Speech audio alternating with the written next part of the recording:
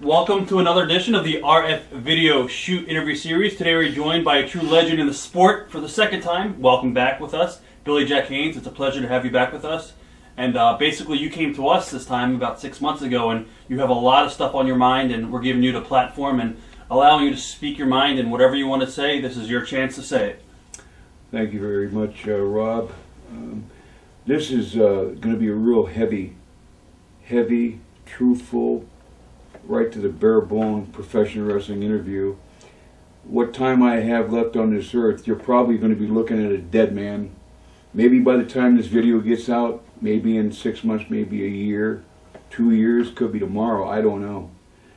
But what I've got myself wrapped up in is something pretty heavy. In the past, future, who knows what's going to happen in anybody's life. So I'm going to start out with this. Now,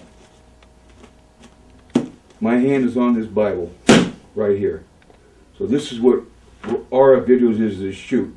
And I'm going to call this myself. I called up Rob, he didn't call me.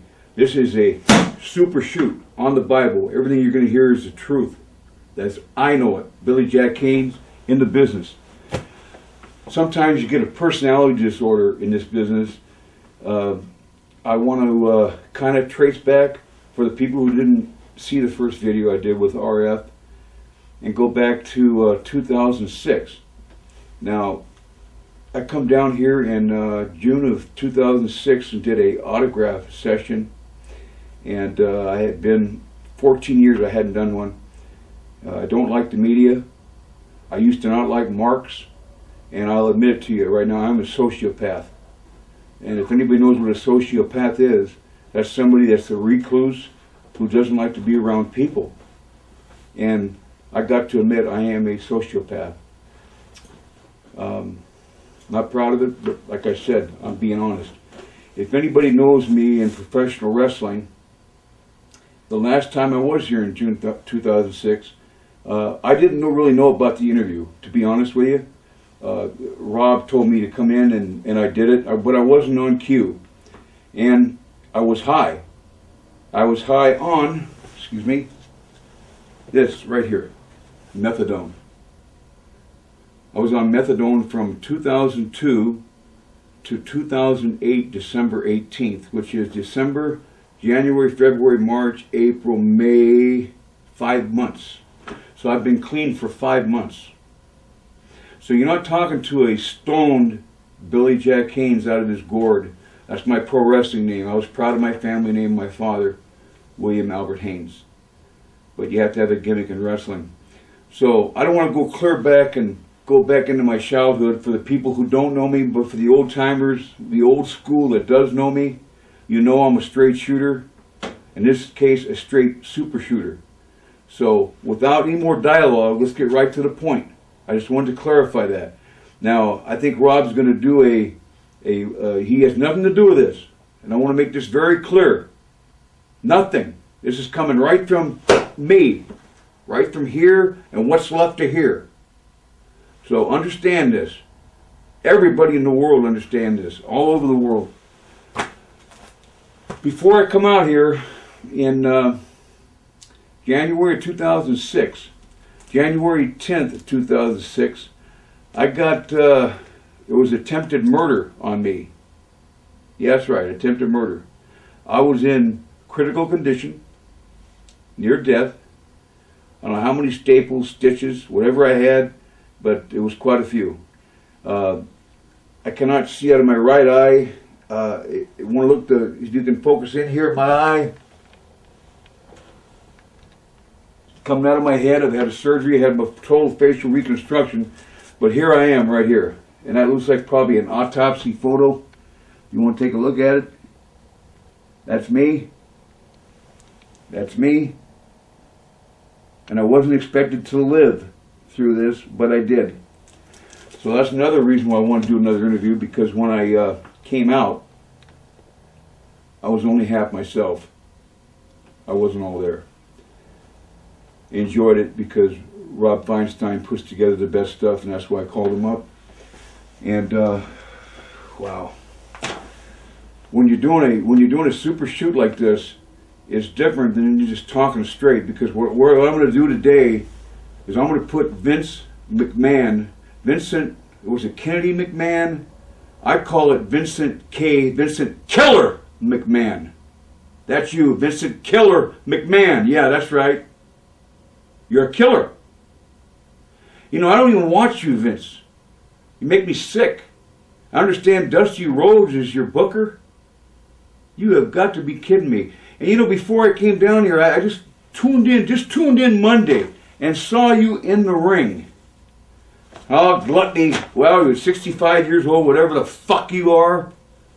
Any kids are watching, I'm sorry for my language, but man, I'm zoned in here.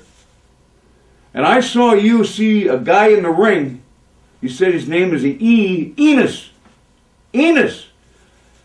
And man, the man up above must have saw me when I turned that TV on, because 10 seconds later you said penis to everybody all over the entire world that watches WWE. And man, there's a whole bunch of them, isn't it, Vince? You know why? Because you stole every damn territory there is. See? That's the way the old school was. There was territories everywhere. And you can focus in everywhere. You see that? And you monopolized on everything. So your responsibility, it falls everywhere now. It's on you. So little kids, pro wrestlers, fans, old, young, any demographic, it's on you. It's on you. And you know something? Now I'm getting a little bit warmed up. I want to tell you something, Vince. You know, you and me go back a long way. A long way. I started in this business out of the pure love of my dad, because I was a total bum at 28, 29 years old. And I wanted to be a pro fighter, broke my left hand, couldn't do that. Was in there with Jerry Coy, Ron Loud, Ken Norton. I want to say to the Greg Page family out there, God bless you, I know he passed away. And also Big John Tate, who I won a few rounds with, passed away in Knoxville, Tennessee. And my heart's there with you. And boxing is tough business, just like it's commissioned through pro wrestling. It's a tough business. But when you monopolize it, Vince, see, it comes into your hands, right into your hands. So what I want to do, since this is going to be about a 2-hour interview, Rob, am I right on that? Yep, it's as long as you want to go. Okay, thank you, sir.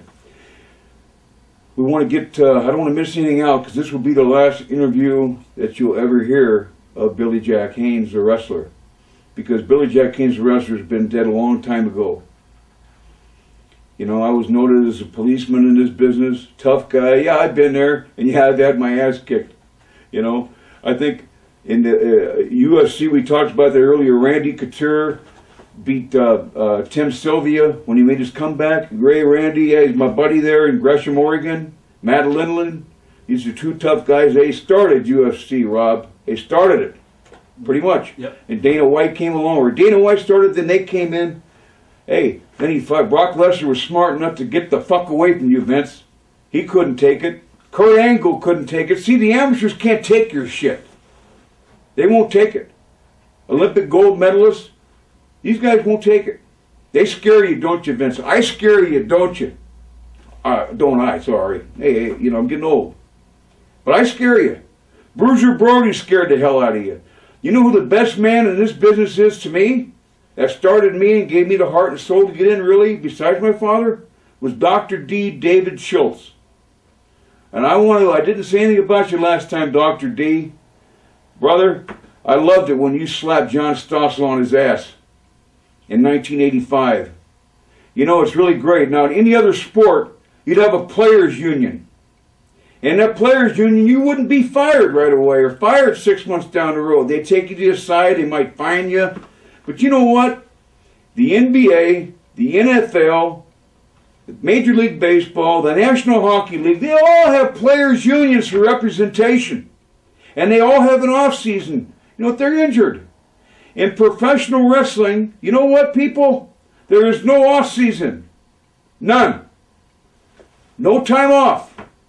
And if you're injured, like in baseball, football, you're out that week. And you get paid for it because you're injured. In professional wrestling, Vince, I can remember when I tore my knee ligaments out, Hey, I had to wrestle, didn't I, Vince? Or what? I wouldn't get paid, or I'd be fired. You had to hammer over all of us. And slowly but surely, it all came your way. So, without further ado, I think I've laid the format out. I'm going to blow you out of the water right now. And you know I know the truth. I know you've been trying to hit me, man. I figured the puzzle out. You figured I've been dead a long time ago. But no, I'm still here. I know you're connected from New York all the way to the Portland Oregonian newspaper. You know why I know? Because there's... Hang on.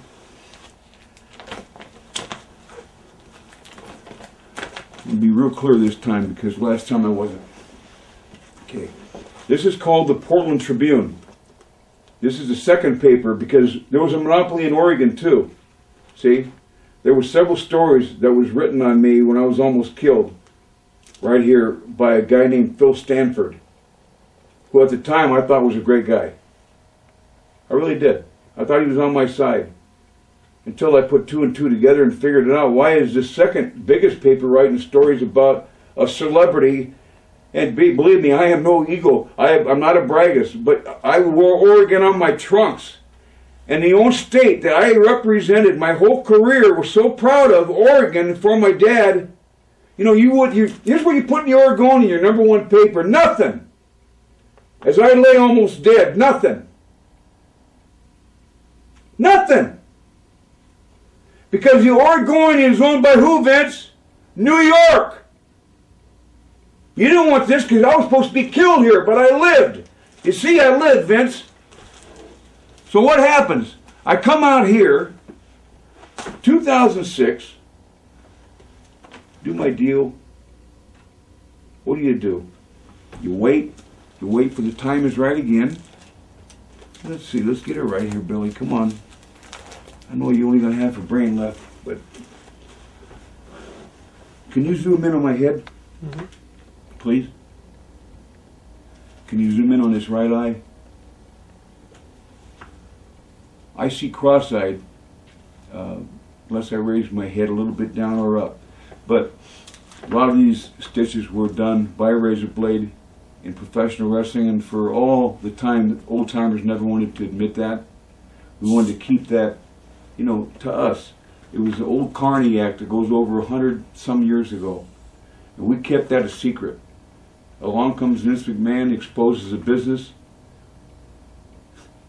You asshole, man. Here we go. I'm here in my van. Homeless. Yeah, that's right, homeless. In my van sleeping. That'll be true for you. And some guys come up with a knife and stab me. Luckily I blocked enough of it. It was going between my eyes. Big police report. They said I would have been dead. Instinct reaction saved me, probably what little instincts I have left from boxing. Here's the coverage I got. Gee whiz. You tried again but failed. Now here, back in here, we got, in Portland, we got the first ever gay mayor, Sam Adams. And I've heard since I've been here in Newark, a few people have come up and told me, hey, we heard about Sam Adams, the gay mayor, and kind of snickered at me. Like, what am I supposed to do, you know? 90% of people here in New York are cool too. Man, look what they went through with the Twin Towers. If that happened in Oregon, you guys would be running scared shitless downtown, wouldn't you? Listen, I'll try and tone it down a little bit. What I'm trying to say is this. I'm heterosexual. All the way, 100%.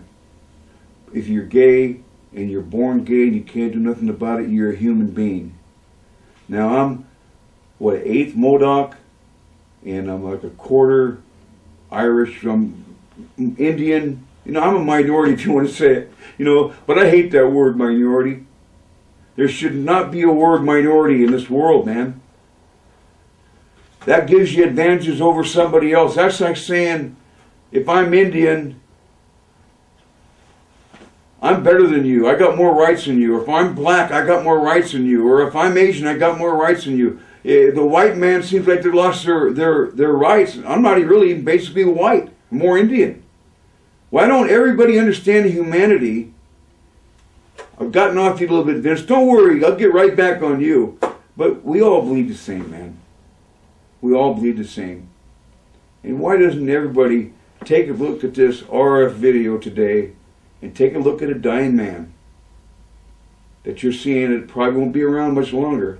If I'm not murdered, I'm dying. And I'll tell you what I'm dying of very shortly. But just think for a second what's going on in the world. The rights, the constitutional rights that we have right now, please respect them. But most of all, join hands, black, white, Asian, Mexican, no matter what you are. If I've left you out of it, Japan. I've traveled around the world in pro wrestling, and I have seen every kind of human being there is. And you know what? They're all beautiful people. And what hurt me the most was when I was child raped at 8, 9, and 10. And it was horrible. It was the worst you can imagine. Oral, anal, you name it. When I grew up, I didn't know what sex was till I reached puberty. Then I realized what it was by instinct. You know, for 30 years you smell a flower and it brings you back to a memory or something like that. It hit me like that. So I've never been able to love anybody. I told you about last time, I told my uncle about it. He was an ex-pro fighter. He died. He was rushing back to me in a semi-truck because I didn't want to tell my dad because he would have killed him like I told you. What happens to him? He's coming back to me and he's killed in a semi-truck. Now at his funeral, I'm watching my dad at 15 on his knees at the casket with about 10, 20 pounds of flesh of my uncle left from that there semi-truck that crushed him to death with iron. And then I have to look over at 15 and see his wife dressed in black holding the hands of a 4 and a 2-year-old or a 6 and a 2-year-old, and she was pregnant with their third baby. How do you think that made me feel at 15 when I told him? He died because of me. No one can ever change that. A month later, I tell my mother. I thought my mother didn't love me. She told me she didn't want me at 6. I heard her, what she said to her sister. That hurt me my whole life. I swear, I could never say I loved her until my dad had to beat me with a stick, and he hated doing that because he loved me more than anything. And I'd say, I love you, Mom. I thought you put me out there, but you didn't. When I told you a month later what happened, you broke down and cried. We went out there in Oregon City, and you seen your sister, Narma. We got into it.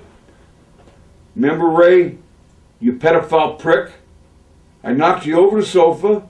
Then I heard a bouncing of my mother's head on the wall. Turned around, pulled you by the hair, threw you down. Then I seen the blood come from the back of my mother's head. And you said, prove it, prove it, prove it. You admitted guilt that you raped me right then and there. Remember we were playing hide and seek and all that good stuff? I'm going to be little Elvis Presley there, Uncle Ray. I should give the last name because you ruined my life. But I'd have somebody who cared enough about me and they come out there and whack you. If that's going to happen, I'm going to be the one that does it. I haven't yet, have I? Because my father said, thou shalt not kill. And I haven't yet. Just better hope I don't flip out before I die, you know. Because if I do, man, you're done. I'm on camera saying it. Get a restraining order. What's it going to do for you? You ruined my life. I wanted to have kids so bad. My dad wanted to have his grandson bounce right off his knee, and for me to continue the William Abbott Haynes Sr., Jr., the third, and my baby would have been the fourth, and so on. But I couldn't even have sexual relationships because when I came, your kids, parents, if your little guys, keep them away right now for a few seconds, okay? Because my problem was when it come, get them away. When it come to orgasm, I couldn't do it because all I remembered is what I did with my uncle, what the hand, what he did here, and what he did here. And I felt it. I remember the twitching motions. I remember it all. You pedophile prick motherfucker. You destroyed me. I'm a human being. You destroyed me. I could never love Never. I could never love a woman. My first girlfriend, she told me she loved me. You know, when I was 17, I finally had a girl. I wasn't a virgin no more. She loved me, and I felt like I loved her, but I couldn't say it. My first wife, Jean Clark, the one that married Stone Cold Steve Austin later. I couldn't say I loved you, even though that was a different kind of a marriage to keep her in the United States. I got married in Tampa, Florida, later on down the road to a beautiful woman named Selena from Cuba, beautiful woman. She didn't know nothing about this, what I'm saying, so if you get this tape, sweetheart, then you'll know about me. You know the real me now. I kept this from you, and I'm very sorry I did. I ruined our relationship. Sexually, you know, I never was physical with you at all, nothing like that, but now you know what happened. They were right across the street. Couldn't tell you. I loved you. I'm sorry. You used to have to rape me to have sex. I'm sorry for that. This isn't a comedy show. You don't see me laughing. You know, I'm just a human with human feelings. Something that Vince McMahon doesn't have. Vince, you think about the almighty dollar. And that's really funny. It just really bugs me, it bothers me. I'm going to go now to pump it up to the movie Billy Jack. It came out in 1972 when I was 19. After I was in the military and went AWOL, I couldn't do nothing right with my life. After 6 months, PFC, I go AWOL for a year. My dad convinces me to turn myself in. I do. 6 months in military stockade I spend. I do nothing but disappoint my dad because he doesn't know I got raped. If I told him that he had juvenile diabetes, he would have went completely out and killed the guy. So I had to live with it. So we seen the Billy Jack movie at night when it was 1972, and we watched that about 10 times. My dad could still see out of his left eye. He was blind in his right eye from juvenile diabetes. We moving up to 20. I was the same way, dysfunctional. Both sides of my family were dysfunctional except for my father and Uncle Red. I'm sorry to have to say that, but everybody was divorced. My grandmother, grandfather, their great, all the way on up. We had a very dysfunctional family. There's a lot of out there like that. And I'm a dysfunctional child. Not their fault, not my fault, and it's just there. It happens to a lot of people. When I was 23, I was sparring with, it was the best part of my life because when I was 23, I was in 6'4", 220, and I was become a pro boxer for my uncle because he boxed, and I was ready, man. I don't know how far I would have went, maybe top 50, maybe, I don't know. But I was sparring with world champion fighters, like I told you, and getting my ass kicked. You know what? That's the only way you learn is to get your ass kicked. And that's how I did it. Come back and fight somebody normal, you just, boom, it's over. But all of a sudden, I get a call when I'm down in Los Angeles with Ken Arnold, who's deceased now. I got to say another heavyweight that was 37-14 out of Oregon. God bless you, Ken Arnold and Arnold's family. Dale Arnold, your brother. I knew you, Dale. You're a great guy. Kenny was a great guy. We drove down to L.A. and had sparring. We got paid $300 a week to spar with Jared Quarry, Ron Lyle out of Denver, Colorado, who fought George Foreman. Quarry, you know, he fought a lot. These are all big name guys, man. Ken Norton, all of them. They pounded on us and we'd drive back. Well, I was down in L.A. and I got the call that my father's going blind. He's having surgery, so I had to leave. So I drove back. I held my dad's hand for 4 hours. And they had to put pressure up in his eye. They had him in a striker's frame. Then they tell me it's going to be 4 days. So my dad's laying in whole. If you people know what a striker frame is, about like this, his face is in there and he has to lay motionless. So if you got claustrophobia, like I do, or panic disorder, like I do, a lot of people have it, he had to lay there. And then had his insulin shots, being a juvenile diabetic. So for 4 days he laid there. And they had to IV his urine, his feces, everything, right there. A doctor comes in to release a little pressure and pop, There goes his eye, splattered everywhere. My dad's blind forever. So I committed myself to my dad then. That was it. My dad meant more to me than anything in the world. And I'm going to look right at you and say that. You already know that. I would have done anything for my father.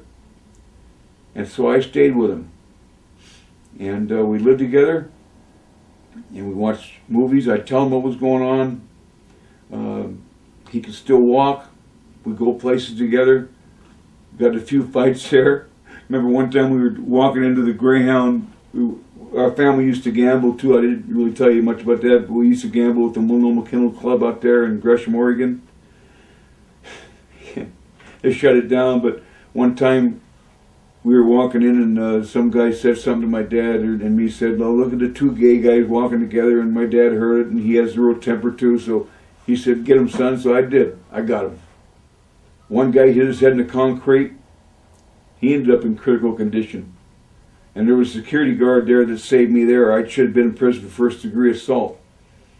They had me in cuffs. They were going to arrest me, but they let me go. So I got a break there. 24, 25, I'm cleaning toilets for a living. I'm at the YMCA. I go down there and playing basketball. I wasn't a sociopath really then. Not too much. My dad forced me to get out of the house. The visiting nurses would take care of him. So what happens? This is gonna go to a bang. So I'm just told you, I'm bringing it up like this. Don't worry, folks. I didn't get a hold of Rob for nothing. This is gonna be a super shoot about the events. You're gonna be on ice till the end, and you're gonna be responsible for everything.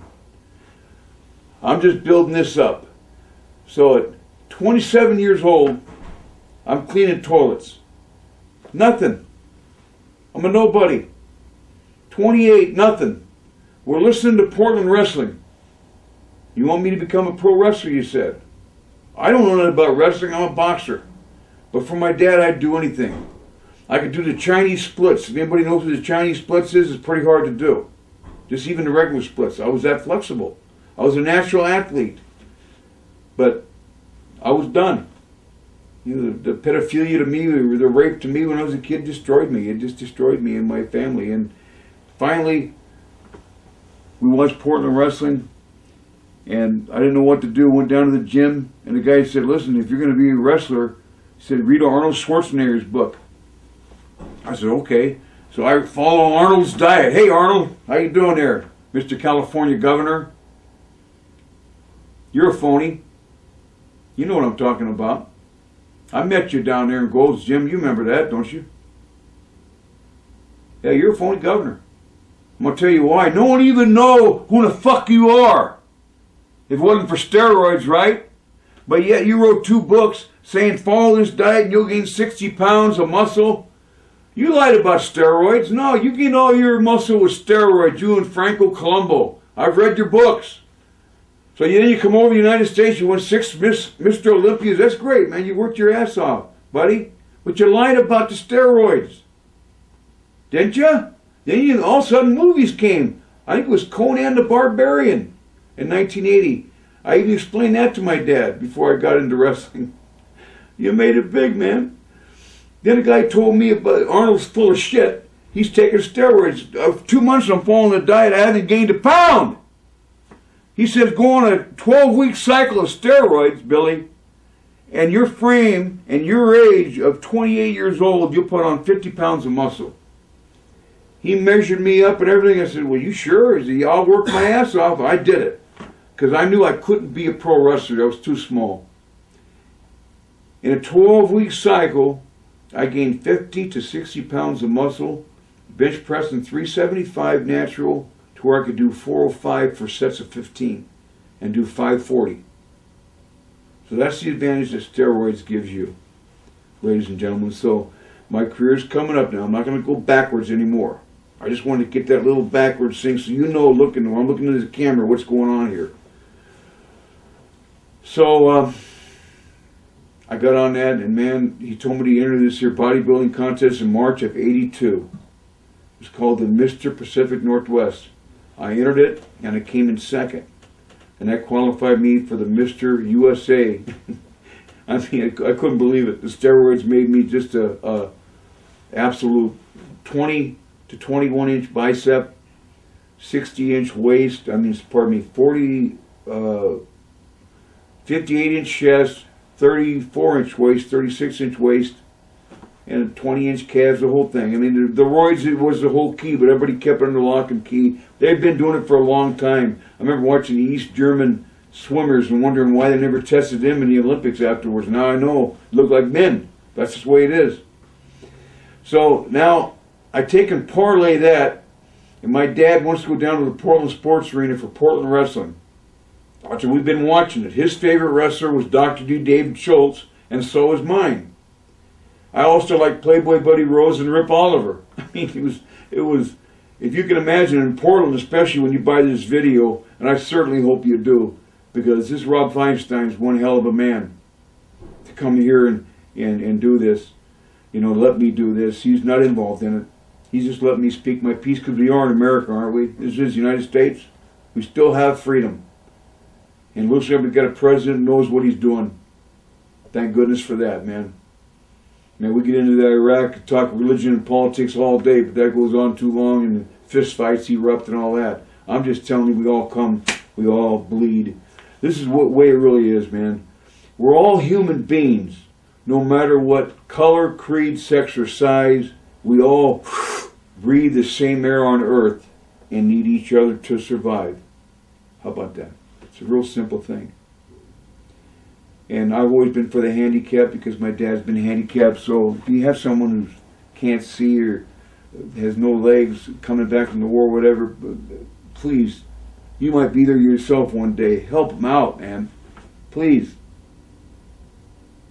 Please. Okay. So, now, after watching the movie Billy Jack, after watching Conan the Barbarian, now after finding out that Schwarzenegger's full of shit, now he's parlayed at it all the way into being the governor. You did good. You did good. But you're a liar, but you did good. You remind me of Vince a little bit, though. McMahon. No one's as bad as that, though. So, now, we go to the Portland Sports Arena. We talk to Don Owen, and a guy named Dutch Savage there tells us to get the F. Well, no, what the F? Get the fuck out of here. And I remember Rocky Johnson, the Rock's dad was there, and Buddy Rose and Rip Oliver and Dr. D. All these guys came out, because I was a part-time bouncer at this bar, and they'd sometimes come in and I'd see them but didn't say nothing. Boom, you know, the dream is busted. My dad is destroyed. We left, and I thought wrestling was done. But my dad said, no, you can do it, son. And I tried again. I went down to the Oregon gym, and here comes walking in the door, God sent probably. I don't care what you're Muslim, whatever religion you are, man. God or whoever the man is. I don't know who he is. Do you? I believe in something. I'm not an atheist, but if you are, hey, you are. But I believe in something. I know there's a God. There's something that created us. We can't come from a sperm cell that you can't see under a microscope magnified 100,000 times and grow into what we are.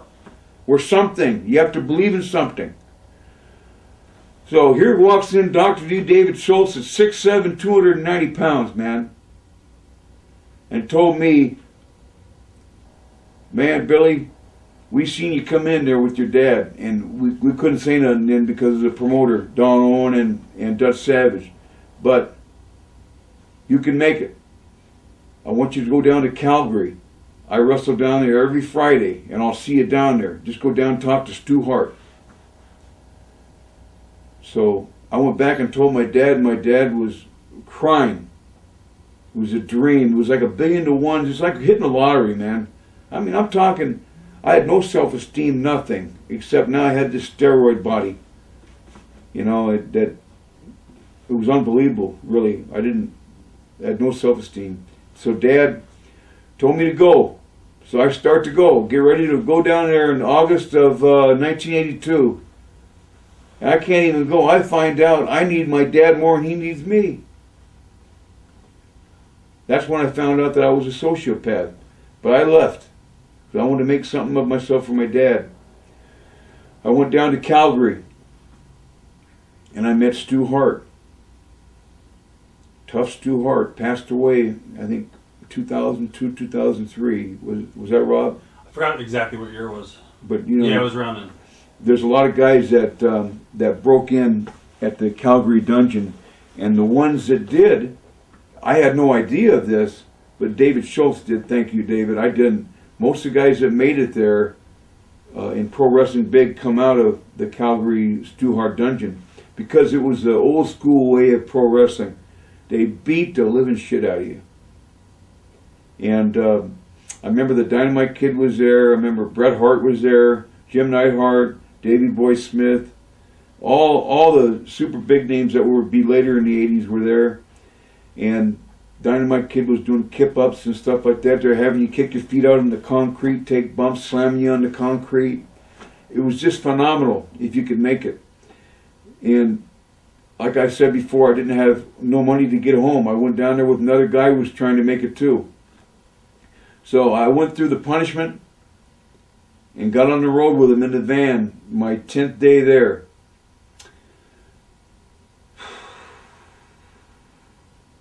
Go right back to pedophilia again, man. And I got to talk to one of the hard boys, and that's you, Bruce. You're the one that made me want to quit the business. Because when we were on the road, Bruce Hart, Bret Hart's brother, was fucking his 14, 13-year-old girl. And I'd have to wait in the van while you did it. And then oral sex to under 16 to a lot of the boys. That turned me off. And the reason it turned me off because I am a child rape victim. So right then and there, I decided I didn't want no more to do with it. I had maybe 4 matches, and I was told by Dynamite Kid that to not quit. David Schultz told me not to quit.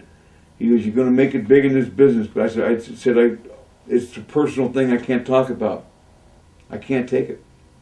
I can't take it. Not the pounding, I just can't take the pedophilia that I saw.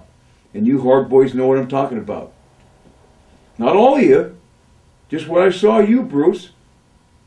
And you know it's the truth. In fact, you married her. Her name is Andrea Hart. It's in the media, it's on the internet. People know I'm talking straight. I put my hand on the good book, and I swore on my father. So, hey, you guys just take it any way you want. Coming right from here, man. Okay, I go back to Portland. I'm going to quit. But to face my dad and tell him that and break his dream would have been too much for me. So I went back and just told him that I injured my ankle and I'm going to try it again. But I was through mentally. So what happens is I go back to the Oregon gym and I run into Dr. D. David Schultz again. He takes me to the side, tells me, "Do not quit this business. Rip Oliver and I are going to hook you up. Rip the Cripper Oliver, another great man. I wouldn't have made it without you, Rip." He says, "Go to Owen. We got it set up for you on November 6, 1982. So there I go. I told my dad. He's ecstatic. I took him down there. What it basically was, and I didn't even know this, it was a tryout. So I went on first match. My dad went up in the crow's nest with the visiting nurse, with my brother Rick and my brother Steve. Everybody was excited about that. I didn't know if I was going to be a pro wrestler or not. I was in the locker room talking over the match with Rip Oliver. We went out there, we had our match, and I just listened to him, and it went over great. In fact, when we got back, I couldn't believe it. You know, when they announced me from Portland, they kind of shook their heads, "Who's this guy?" You know, but the second time I went out there, they knew who I was. I wrestled twice that night, and they put me over with the full Nelson. They established that night. So, to speed things up a bit, my dad, every Saturday night I take my dad to Portland Wrestling, and though he was blind, and at that time had an infection, I had to stay close in because they amputated his foot. So now my dad is disabled from juvenile diabetes the rest of his life and confined to a wheelchair. You all know about that. A lot of people have diabetes too, and juvenile diabetes, 1 out of 5. So take care of yourself, man. I know what you're going through. It's a tough thing. And So I stayed there with my dad through Portland Wrestling. I traveled every night. Here was the schedule quickly. Portland Wrestling was Portland, Oregon on Saturday, TV. Sunday would be a spot show somewhere in Oregon or Washington. Always come home. Tuesday would be a spot show. Wednesday a spot show. Would be be either Seattle or Medford every other week, every 2 weeks. Thursday would always be Salem. Friday would be Eugene, and Saturday back in Portland. So you're always home. So if you had a family, the other wrestlers, Vince, the other wrestlers would be home with their families, and so it wouldn't be that. Sure, there was some. I wasn't into it except for steroids that time. I seen some drugs going on, but they were home with their family every night. They weren't away. So the adultery, I didn't see it. I rode by myself, but I didn't see it, and it was great. I was making about $1,500 a week, by the way. So I was making $4 an hour cleaning the toilet to making $1,500 a week. So it was a big thing for me and my family. So come Eddie Graham had seen a video that was sent down by Rip Oliver. Sent it down to Eddie Graham's Florida Championship Wrestling. And Eddie, for some reason, he just loved my style. And he wanted me really bad, but Don Owen didn't want to let me go because I was from Portland. I gave a month notice. Don, you know this is the truth. Stan Stasiak and I became good friends, became tag team champions. He even told you to let me go, let me expand my wings, and he's a former WWF champion in 1973 for Vince McMahon Sr., the real promoter in professional wrestling that would never go in anybody else's backyard. Vince, your dad, you know, he would never do as you did. Like, I wanted my dad to live forever. You wanted your dad to die, didn't you? You know you did. And he did. You took over. You did what you did. Once again, I don't want to get ahead of myself. So here we are now. I got to leave my dad for the first time, and being really diagnosed now. At the time I didn't know it, but I know now that I've been diagnosed as a not only a sociopath. I've got a very rare panic disorder, and I've got so many injuries I can't speak of through the almost 3,000 professional matches I had. But I drove down there and I could feel every mile away from my father. It was like, I was like 30 then in a 15-year-old mindset, if you can understand that. I wanted to go back to my dad so bad. I was so insecure myself. But my dad wouldn't want that. So I drove all the way down to Florida, to Tampa, Florida. And I drove in there, and Eddie Graham, I walked up those stairs to the Tampa Sportatorium. Eddie Graham was there to welcome me with Gordon Soley, who was the best ever at the mic. The best professional wrestling announcer there was ever. There's so much politics in any business, and pro wrestling, it's a work. It's all a work, so you can imagine the politics there. What I mean by work is, I don't like to be called fake, because there's nothing fake about wrestling. Nothing. The surgeries are real. The stunts are real. So we're professional stuntmen. There's nothing fake about it. Choreographed, yes. The art of pro wrestling is to make it look like you're killing a guy or girl, if a girl against girl, without hurting them. That's the art. Make it look real without hurting the guy. Okay? That's the art. So I was there for the second month I was there. For some reason, the Florida fans they fell in love with me, and I fell in love with them too. It was in love, I told you I can't love, but you know what I mean, the best I could. It made me feel good, especially the little guys, They come up, they want autographs and stuff. I mean, who am I anyway? So I sign anywhere, anytime. And I can remember Dusty Rhodes coming up to me there. He was jealous. I didn't even know, I really even knew what jealousy was till I left Portland. There was no jealousy, even in Portland there wasn't in there. I get down to Florida, here's Dusty Rhodes, who was booking for Eddie Graham. All of a sudden the jealousy came in. Barry Windham, the jealousy came in with you too. Mike Rotundo. I guess you married into the Windham family. I don't know. I don't care. I thought you were a nice guy. You okay. But you just defended him. So I ended up having to fight Barry Windham, Dad's blackjack. No problem there. You have to fight for your right in this business. If you're weak, they'll test you, they'll throw you to the side. So I was going to quit there. Eddie took me to the side and said, don't quit. Now, Dusty Rhodes is a jealous prick. Don't quit. He makes me money as a booker, and I just bear with it. Duke Tanaka was there too, so I stayed on. Come outdoor, we have an outdoor show. Here's the schedule in Tampa, Florida. When I showed you that when we used to have with the territories, all these territories, and Florida was right here. That was Florida. And in Florida, it would be like this. Every Tuesday, we were in Tampa, home. Every Wednesday, there was a TV taping in Tampa. And then Wednesday, you had to go to Miami. So we either drove to Miami or fly, sometimes either or. Or we'd always be home every night. Thursday, it'd be a spot show. Every Friday, it'd be Tallahassee or Jacksonville, back and forth. Saturday, it'd be a spot show. Every Sunday would be Orlando, and that was the Eddie Graham Sports Arena.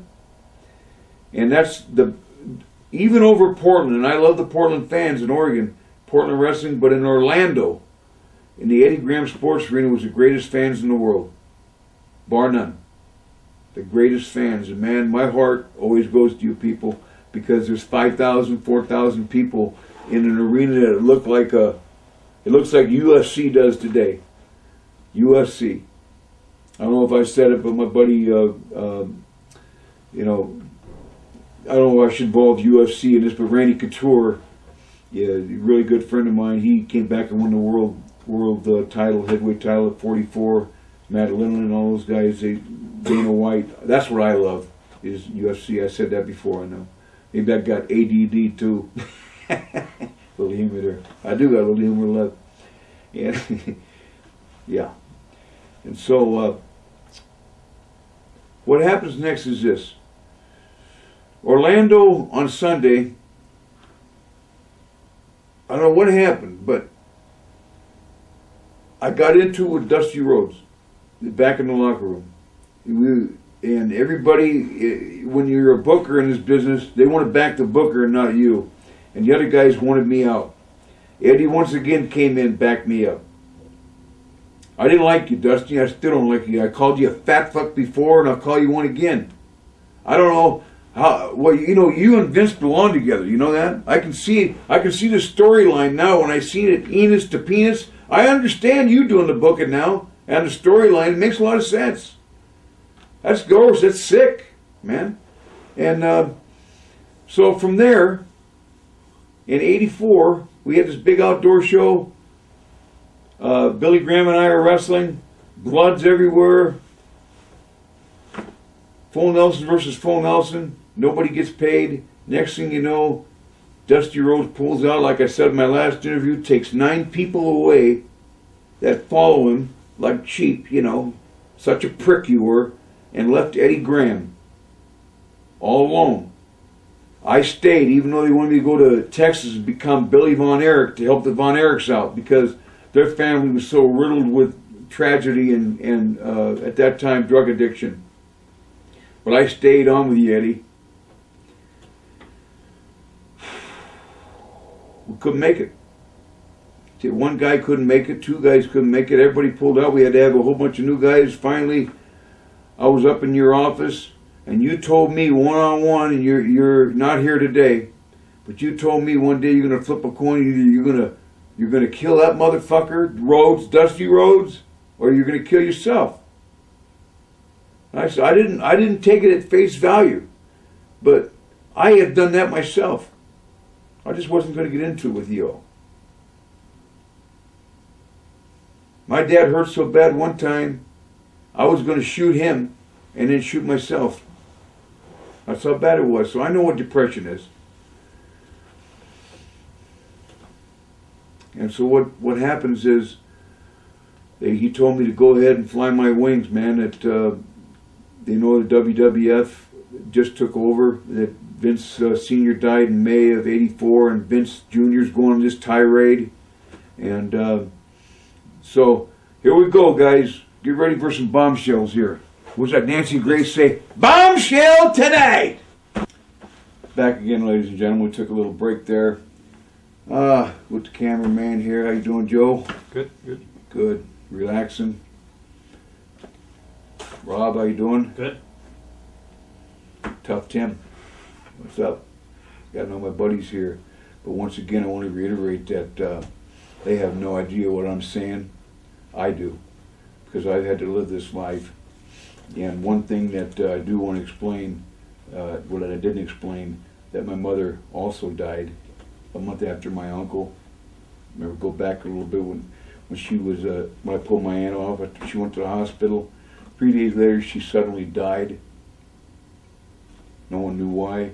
She was smothered by her sister. If I told anybody about it, they'd say I raped a 3-year-old girl. They'd all gang up on me. So it was all twisted around. And one more quick thing. Their daughter, Cheryl, married a guy named Danny. They adopted a kid named Amy. And she was also molested by Danny Davis. Right, Danny? That sounded like a referee at a WWF back when I was there. Dangerous Danny Davis. Well, you know Danny Davis, you're a pedophile too. So anyway, forget about that. That'll be some other time. But I wanted that to be on record. So we're in, some of you guys looking at me, you may think that, hey, God, Billy Jack is really an asshole. Like Billy Jack Haynes. God, what's he doing?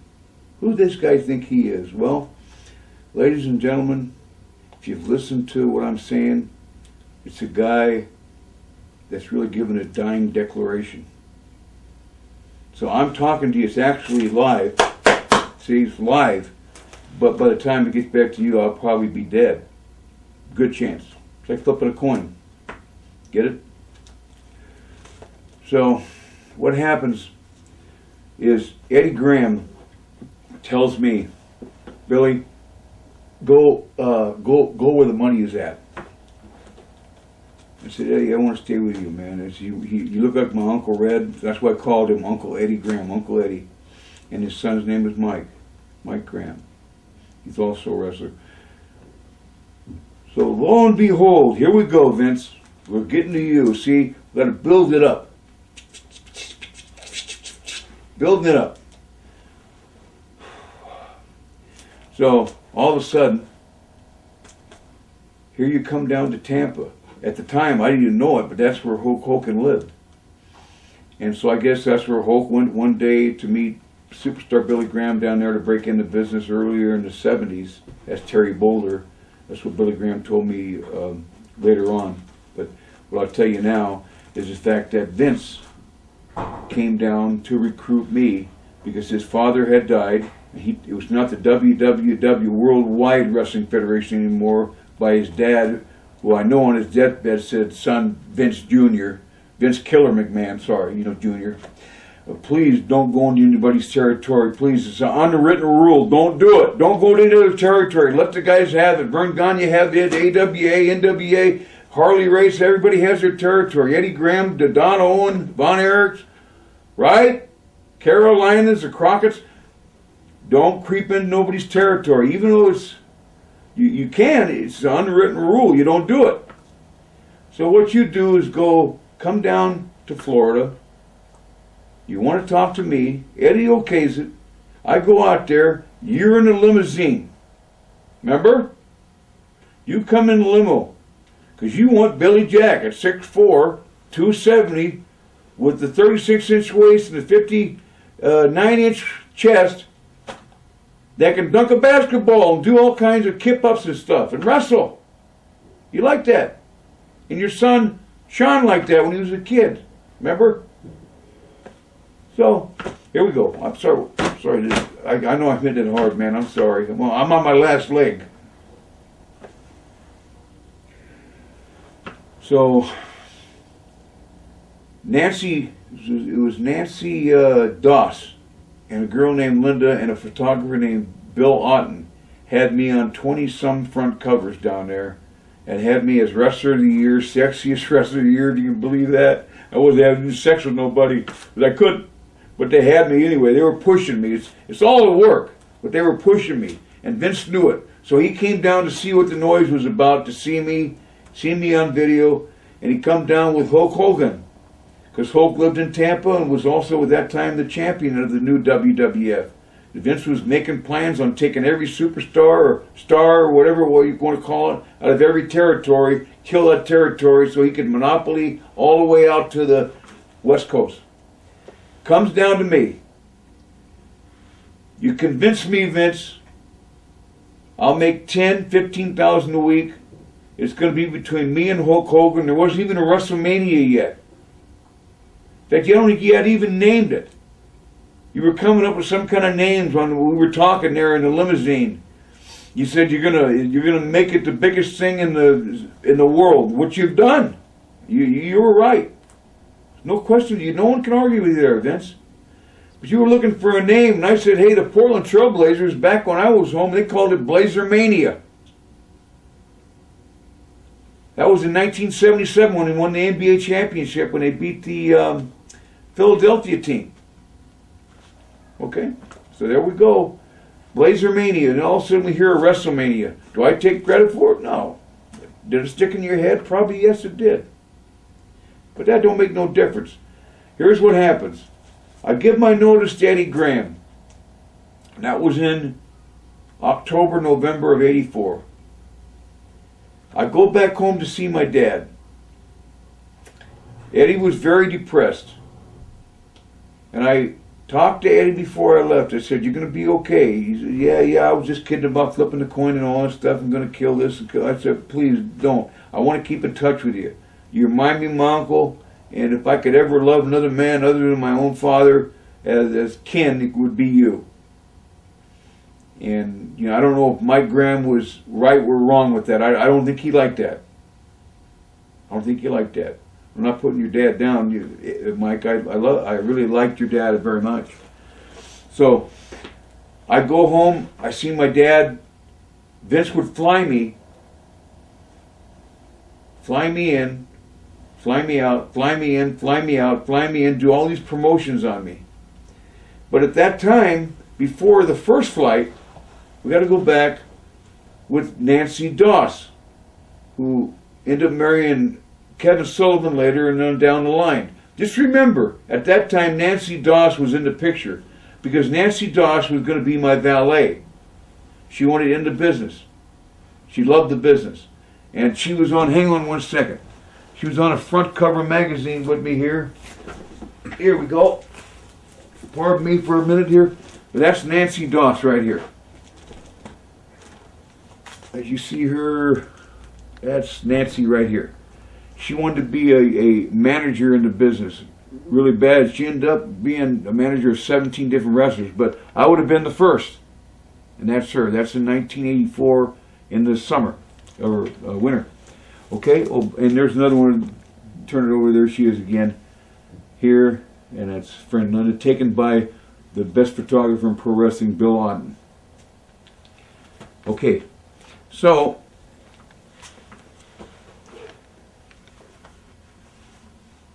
this is what I didn't do last time. I didn't talk ill of the dead, because I don't believe in that. But I have to now, because it's all part of this here super shoot. It's all part of it. When I was upstairs, Nancy said, while in a limousine, she went out there, introduced herself to both Vince McMahon Jr., Vince Killer McMahon Jr., sorry, I forgot the K, and the Hulkster. Don't think of me bad on this, please. Just the truth. And there was oral sex in the limousine. And she told me that. And I never had sexual relations with her at all. I'm not Bill Clinton, I'm Billy Jack. But she was going to be my valet. If you've watched the movie Billy Jack, at that time that's who I was. And she was going to be the Dolores Taylor. And we were going to ride horses to the ring on big shows, in WrestleMania, whatever. We were going to ride horses to the ring, just like Billy Jack and Dolores Taylor did, and she was going to be my wife, Dolores Taylor. Or, it's over there, I know I'm screwing it up. So anyway, here's the first magazine to prove I'm not full of shit. You zoom in on that, that's the Christmas edition because Vince is trying to say, oh no, I never wanted you, Billy. I never wanted Billy Jack. No, I didn't want him. Well, who the fuck is that? See, you're a liar again, Vince. You've already proved you're a liar so many times. Now I'm going to prove it so many more before I'm done here. There's a Hulkster leading the pack. There's a female wrestler, Wendy Richter. There's me with my arm around Wendy Richter. Probably, you got me probably feeling up to Hulkster too. I don't know. Then there's Barry Windham back there doing something to me. But that's how it was. And that's the new edition before WrestleMania 1. And I was going to be here. It was between Hulk and I for the #1 position, is what you told me. And it's all the work, but at that time it was all about saving money, opening up a gym, and going back to my dad retiring at 35. So what happens next is you fly me in to Chicago. Wow, I'm ready to go. 20,000 people. Chicago, I think it's a Rosemont Horizon. So many places, Chicago. Rob, can you help me out here? I'm not sure, to be honest with you. It could be the Rosemont Horizon. It could be. It was. I don't know if there was one that the Bulls played in yet or not. I gotta. Pardon me, just for a second. Sprite. And so I went on there, and Vince, you promoted me really well. I had a really good match. Full Nelson was established. Come back to the dressing room. There was, King Kong Bundy, John Studd, Randy Savage. Everybody was there.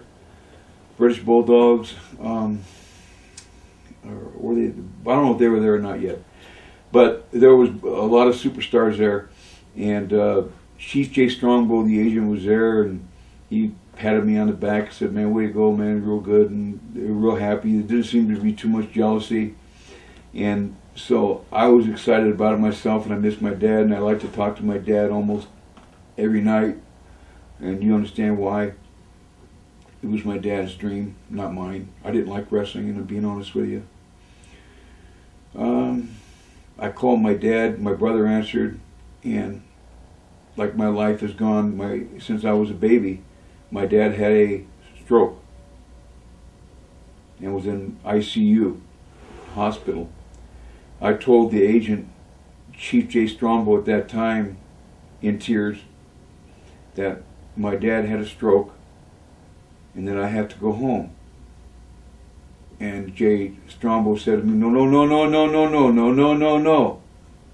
Right, Jay? You always win as an Indian, but you're Italian, right? You told me, I'm calling Vince. You got to talk to Vince. I said, well, you talk to Vince. I'm out of here. I can't take it. My dad's everything in my whole life. So Vince gets on the phone, tells me, Billy, you can't leave. You got to stay. I've got you in the Madison Square Garden. I got you promoting this, doing that. We're having WrestleMania 1 and all this. I said, Vince, you can put $1 billion, $10 trillion. No money's going to buy my dad.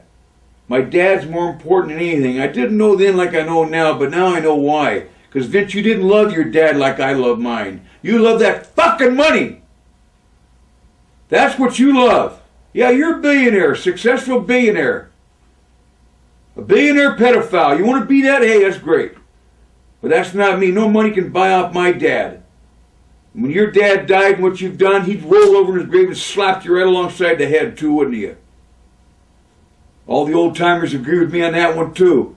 But I said, fuck you. And I left. You said, no, you're fired. Whatever. I left or fired. Who gives a shit? I'm gone, man. So I went home. And that was it to me. I was done with wrestling. And I got a bad rap. Vince, in fact, I've seen, they have this, what's this, 24/7 thing on? And I don't watch it, but people watch it all the time. Keep telling me I'm on all these old matches in WWF. And that just this week, or it's on now, Gorilla Monsoon said that I left. I wasn't ready in 1984 to come to the WWF. And Gorilla Monsoon is deceased, and he always treated me good. And Gorilla and Joey Morello was his son, right. The referee that died. And Joey was a great guy, and you guys, I got nothing against you, okay? Good people. But he just was covering for Vince, saying that Billy Jack wasn't ready in 1984 to come to the WWF. He was smart to wait because this is where the toughest league is. Yeah, well, even though, I was ranked, number 1, number 2 in the world, I wasn't ready, you dumb fuck.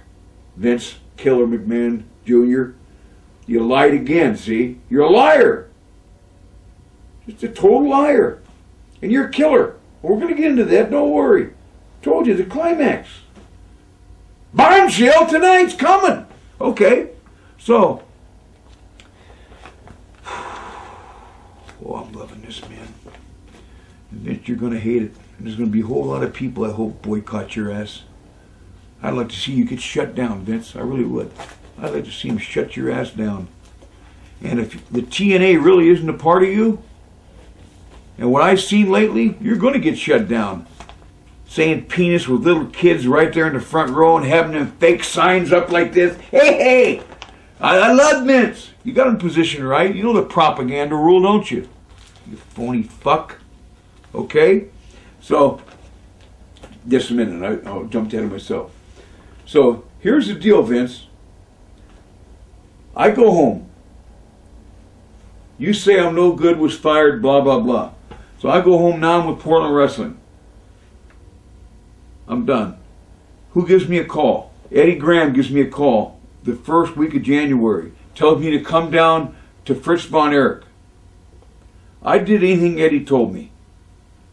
He's the only one other than my dad and my uncle I ever listened to as a man. Uncle Eddie Graham. So I said, what are you talking about? He said, Billy, you can make $4 or $5 grand a week down here with the Von Erichs. Come on down here, just be Billy Jack or be Billy Von Erich. They might change your name. No, I'm not going to change my name. But I went down there. So I'm there about a month. The Von Erichs, God bless them, they're just great kids. They were just so screwed up with I don't think they wanted to be wrestlers. Their dad, Fritz Von Erich, was. Now I think they're all deceased, but Kevin Von Erich, I think. Right. All committed suicide or overdosed on drugs. It was David first in '84, David Von Erich. Then he was Mike Von Erich, took a handful of Valium or something, zipped up a sleeping bag and died. And Kerry I want to get into a little bit because Kerry and I were pretty close, and I want to really nail Vince's ass on that one. So we'll go a little later on Kerry. And I don't know when Chris died. Do you know? I don't remember the year, but it was after. Was it after Kerry or before? Do you remember? I think it was after. Yeah, I should have done my homework a little better. Thank you. So I went down there for a month, and I just couldn't handle it. They had a manager named Sunshine, a female, and they had me rooming with her, and once again, it was totally nothing. It just didn't work. They sold out more than Vince did, though, and Vince was real jealous of that.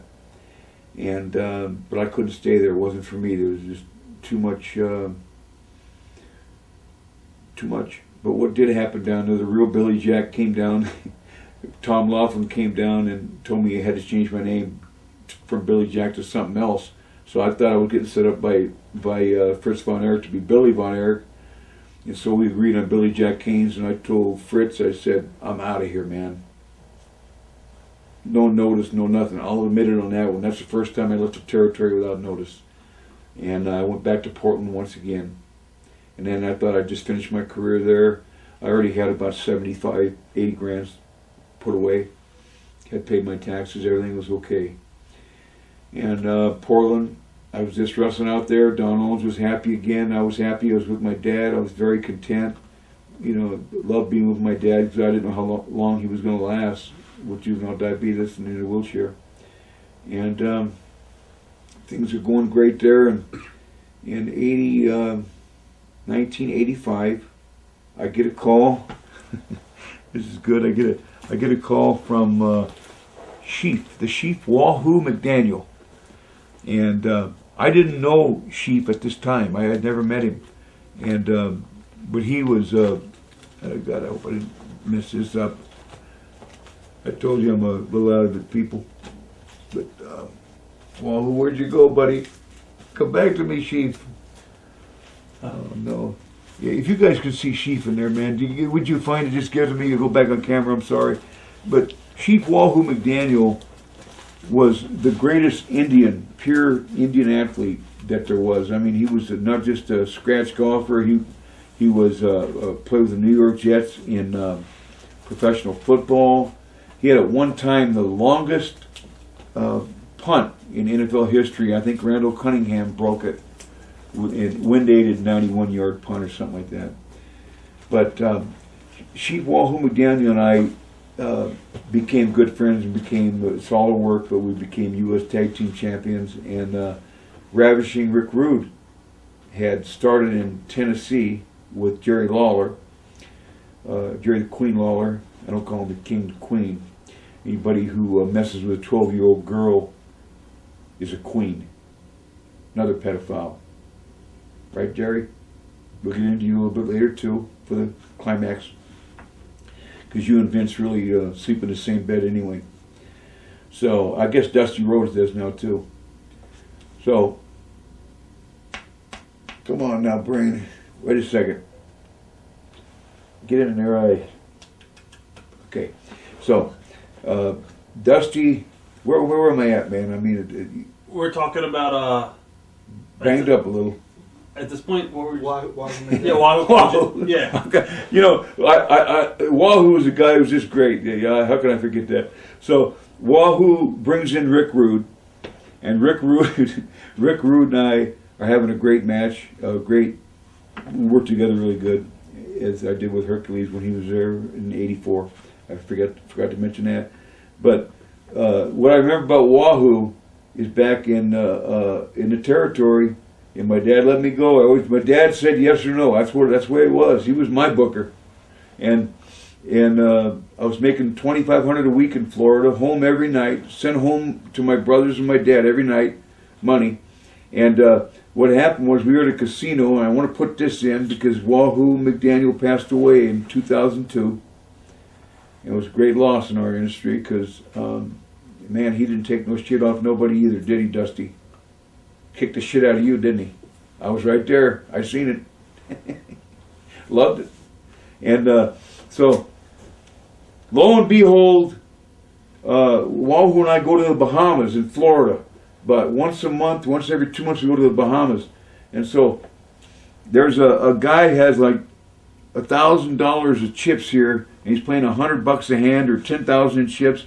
The Wahoo got a little intoxicated. He's playing $25 a hand, hitting on 17 in blackjack, and getting threes, taking the guy's card. The other guy's losing his ass, and so Wahoo McDaniel takes all the chips and blows them off the table, and the guy stands up, and everybody comes running over and says, "Get him out of here right now! Get Wahoo out of here!" And I said, "Okay, I'll get him out." So I got one of those carts, and Wahoo had kind of passed out, and I got him out. I got him out of the cart.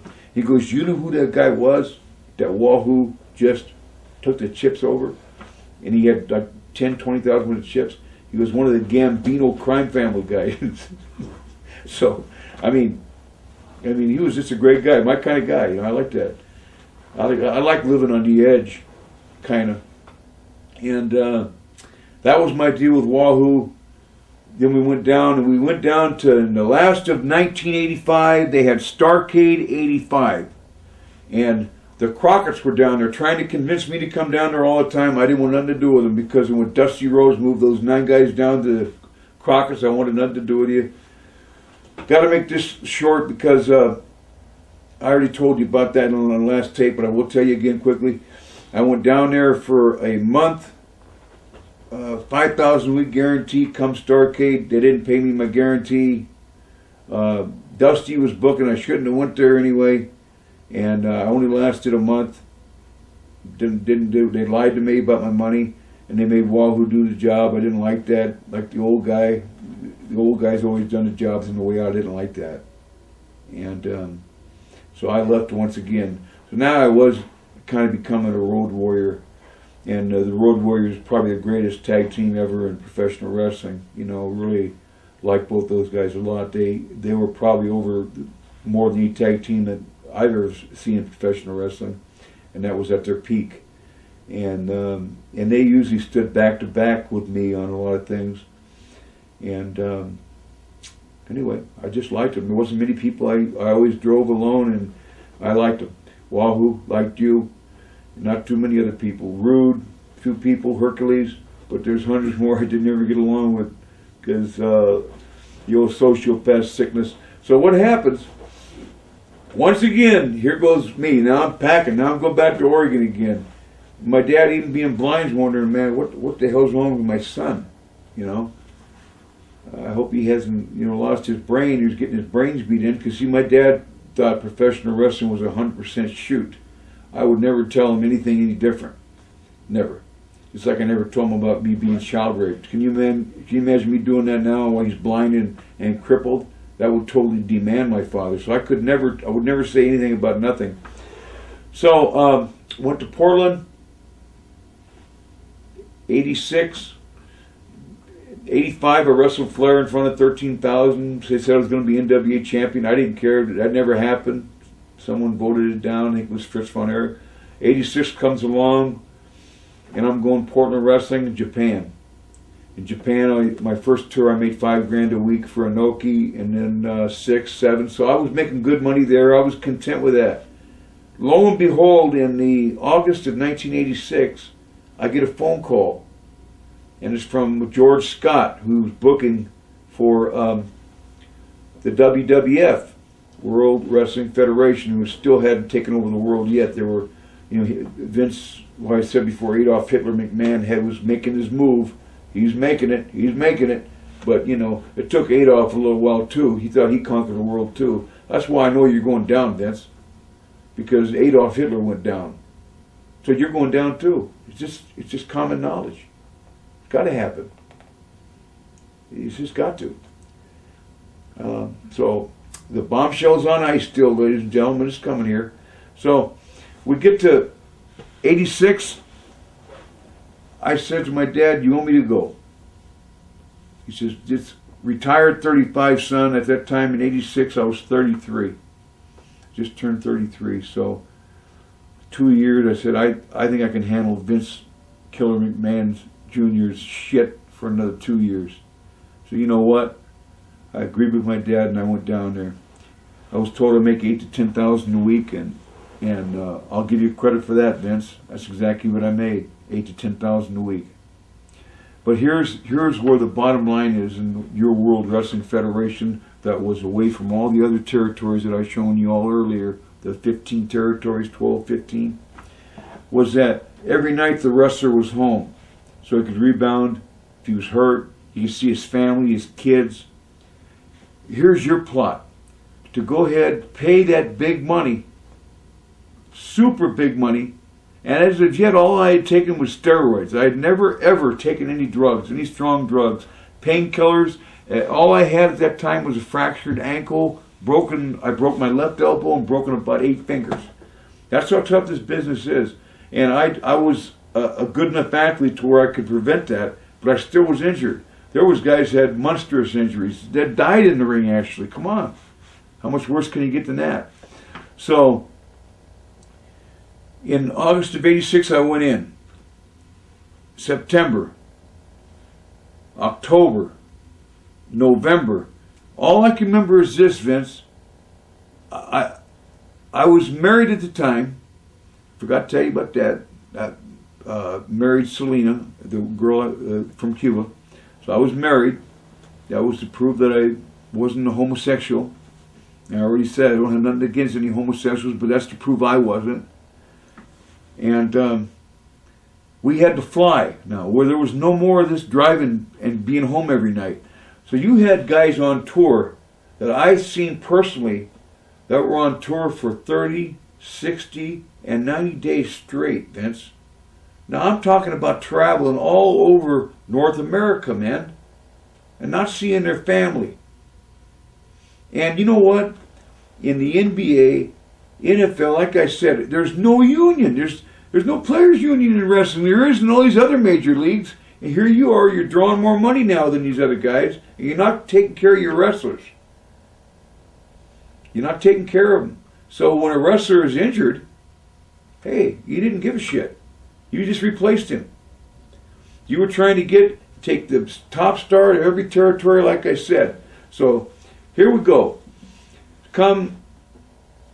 It was after Christmas. I got 2 days off. I'm so burned out. You gave everybody 3 days off for Christmas. Hey, man, thanks, man.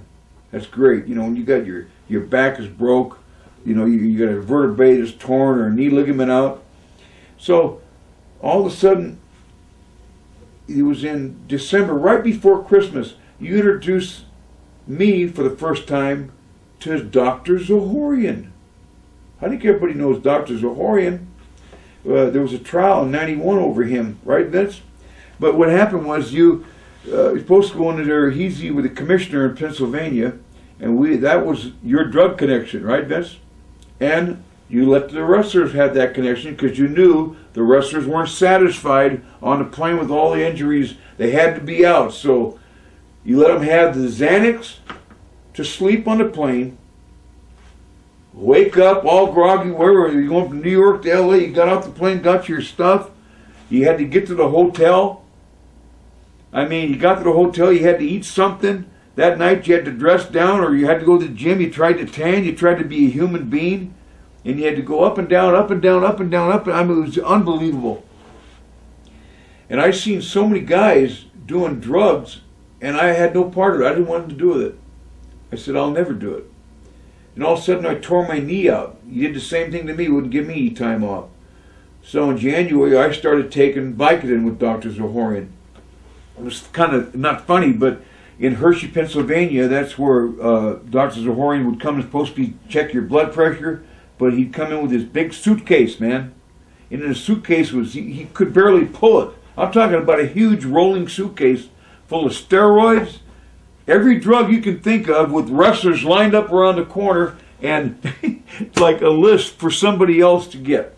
So that was Vince's connection for his wrestlers to keep them content with no union. So that's where the steroids came in. We bought them from Zohorian. That's where the Xanax, the painkillers, that was content to wrestlers. Now, if you're away for 2 months from your wife, you're going to commit adultery because the women in rock and roll, it's just like wrestling's rock and roll. A lot of the guys, they did that, and they couldn't see their families. A lot of guys were divorced over all your bullshit. Money. What it became, it was like this. You were the pimp. You really were. Be honest, man. You were a fucking pimp. You pimped the pro wrestlers out. You were a promoter pimp. You know what we were? We were the traveling professional wrestling prostitutes. Because we were all hooked on drugs. I hadn't even taken them then. But now I had to wrestle with a sore knee, a torn knee ligament, so I started taking Vicodin too. I got, wow, man, this is good stuff. Next thing it was 4, 6, 8. Next thing you know, I'm a complete stone cold addict in February of 1987. And I'm wrestling Hercules here pretty soon in WrestleMania 3. And I would say out of the 25 to 30, I don't know how many wrestlers you had under contract, probably 57, 60, but 90% were addicted to, you always claim steroids. Well, steroids don't kill you, Vince. They don't kill you. They just make you big, make you strong, make you fast, and make you heal from the injuries. Like I said, football, they take their time off. Wrestling, we didn't. So, in all reality, with no time off, most of the guys were getting divorced. They were losing their kids, couldn't see their families. And just think about that. You're looking at me. Think about that, putting yourself in a pro wrestler's position. Being a professional stuntman is what we really are. All being predetermined by the promoter. So it falls in the promoter's lap. You see what I'm saying? Vince was a promoter, so it falls in his lap. I became an addict. I could have walked away. So it's kind of my fault too. I could have walked away.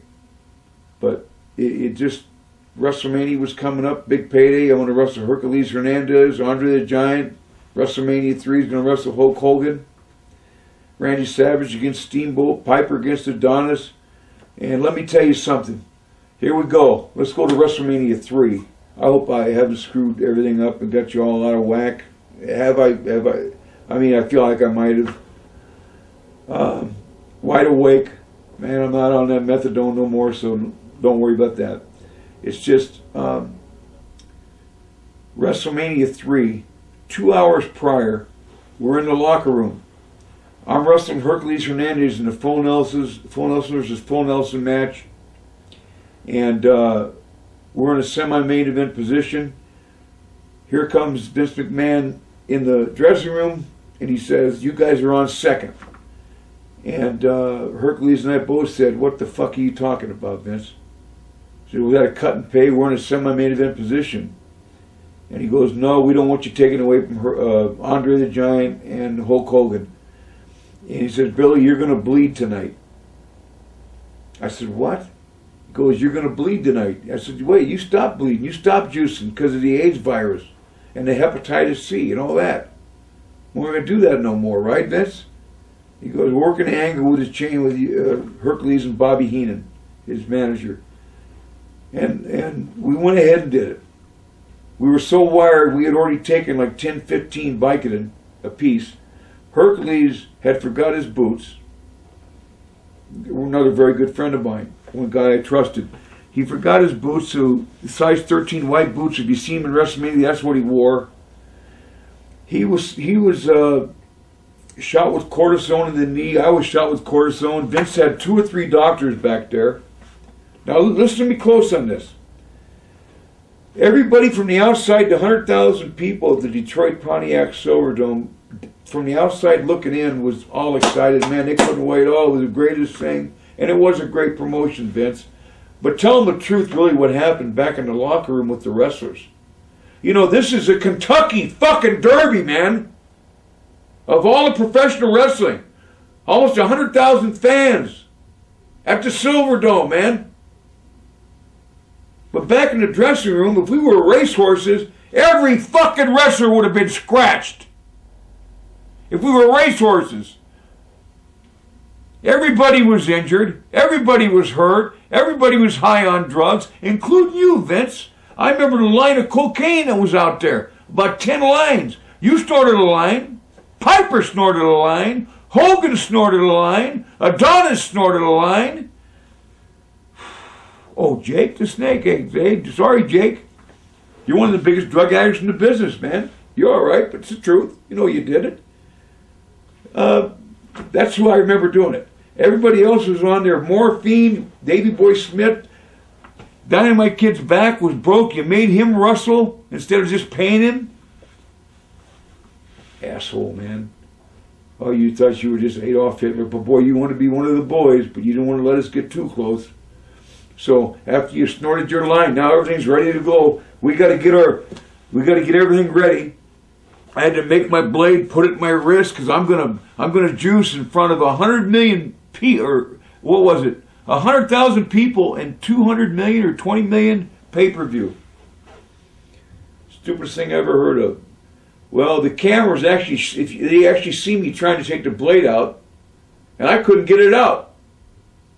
So in the ring, Hercules had to hit me with the chain. I told him in the ring, I said, lay it in, and boy, he did. 40 stitches me up. But, you know, that's the way we worked. We knew the carny language in the ring.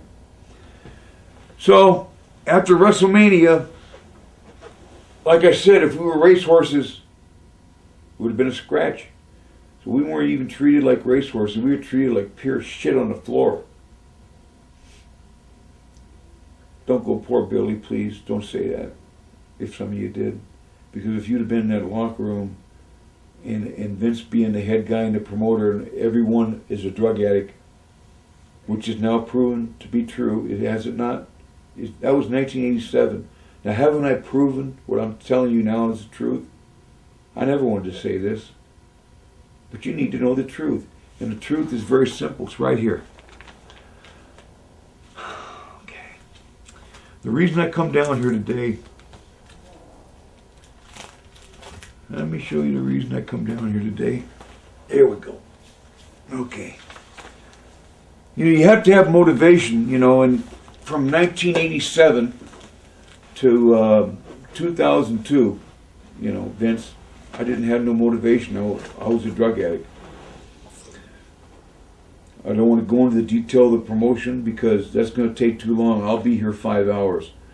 So I did try and be a promoter and I failed, but I tried to work with Don Owen against you, and all you did was work against us until you took Don Owen off TV, myself. We all crumpled.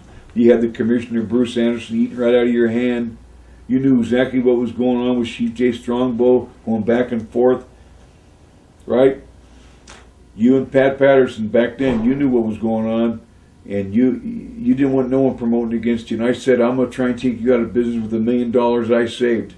I opened the gym, had Hulk Hogan there, and I was going to say, fuck you, I'm done. But I didn't do that, because Hulk just said he wasn't going to come, and like an idiot, I went on. In October of 1987, I overdosed, Vince, on the plane, ravaging Rick Rude, Dino Bravo, and Brady Boone, who went as my cousin, saved my life. And they're all dead now, Vince. All of them. One murdered, one overdosed, one died in a car wreck. It was all drug related. They were all addicts, just like me. How could you not be in your field, man? 90 days at a time. If you're hurt, no time off. Traveling. Prostitutes, man. I was a prostitute. I was a prostitute, paid $10,000 a week. Bitch. So now we got to zoom it up. Okay. Here's where I'm going to prove how much of a fucking liar you are, Vince. First of all, the motivation that made me get here today and call RF Video and tell him just let me say what I want to say, and he's let me do it in my way, no other else's way, just me. Because wrestling fans have the right. They're the ones that's made you into what, 300 or 400 a billionaire, right? So they have the right to know the truth from a guy who's been there at the top of the business and now is on the bottom. I'm on the very bottom of this business.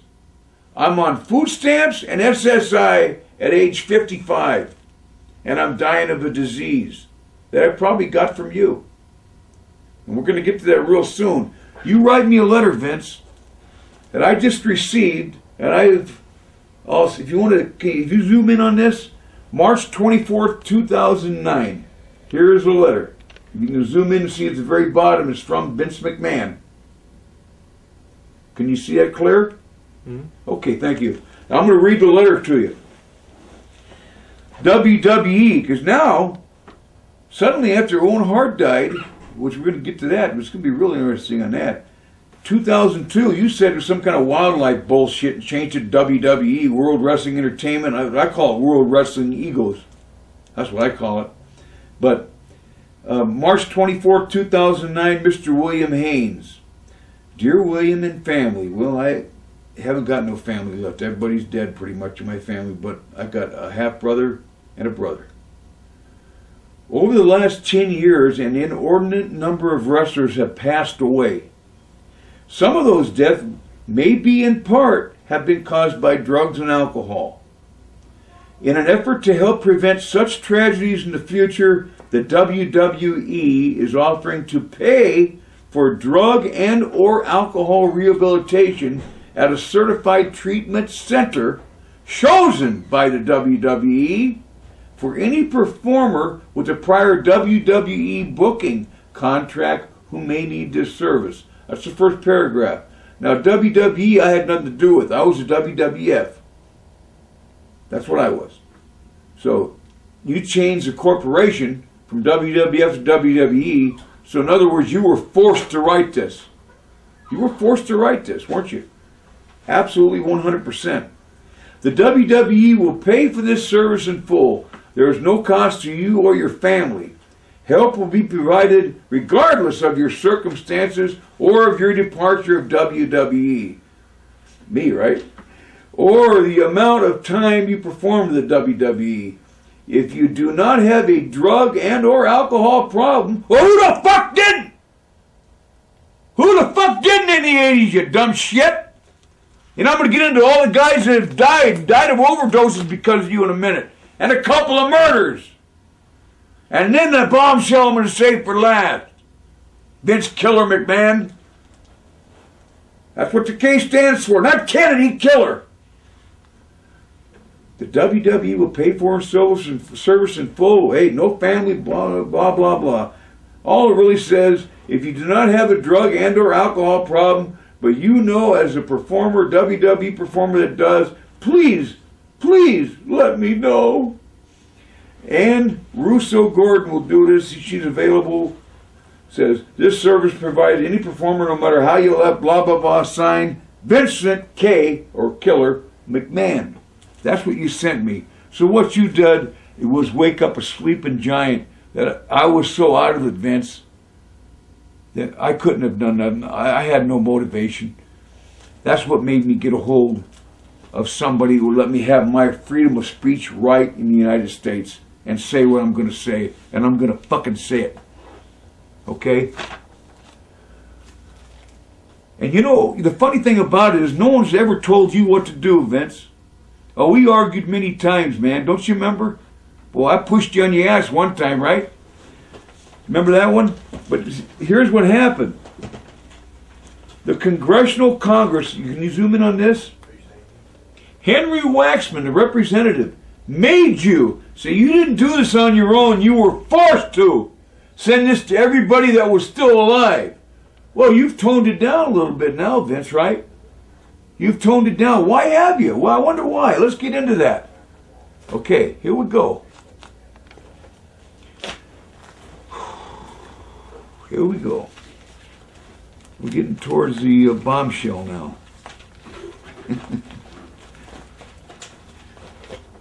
Geez, I'm scared, Vince. Geez, you're scaring the shit out of me. Fuck you. I'm still alive. I'm speaking for the dead, man. I'm speaking for the dead wrestlers that are 6 feet under. You know, you didn't just kill the wrestler with addiction and overdose. You killed the family, man. They had wives, they had children, they had brothers, they had sisters, they had cousins, they had aunts, they had nieces.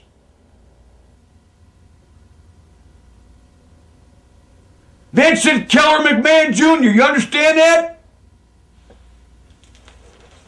They all had families. Maybe I was fucked up and didn't, but they did. Now, here we go. First off, before I get into all these wrestlers that have died under your watch, Eddie Graham. Eddie Graham. Let me get into this real quick, because this just happened March 29th of 2008. And this is a real insult to me. And it's an insult to you, Mike Graham, as being Eddie Graham's father. I'm telling you this right now, because I know you're probably up there with Dusty Rhodes, booking for the WWE, because you go where the buck is, I guess. Nobody could buy me up, Mike. Eddie Graham, zoom in here, please. This man, the greatest promoter I've ever met in pro wrestling, Honest Eddie, Uncle Eddie Graham, who committed suicide January 2005, shot himself in the head. So like I say, he must have flipped it. He called heads or tails. He must have called tails, because you're still alive, Dusty Rhodes. I sure wish it would have been a head. He'd blown your fucking head off instead of his. Well, you got yourself what's called the WWE Hall of Fame now, that you yourself vote and put in, right? You go back a couple months later, someone told me you got a Hollywood Star of Fame. You should be 6 foot under that motherfucker. You don't deserve that. I'll tell you that right now. You should be under that, Vince Killer McMahon Jr. You had the balls of brass to put a dead man who hated your guts, couldn't stand you, to put him in your WWE Hall of Fame, and he was inducted posthumously. You know, I'm not brain dead. I know what that means. That means after death. You didn't talk about anything he did before, when you were together with him, and put him in your WWE Hall of Fame, and Mike Graham accepted the honor on behalf of his father. If Eddie knew this, man, he'd kick your ass so far, he'd have shot you 100 times. So I want to get that out of the way right now. Before I get into Chris Benoit,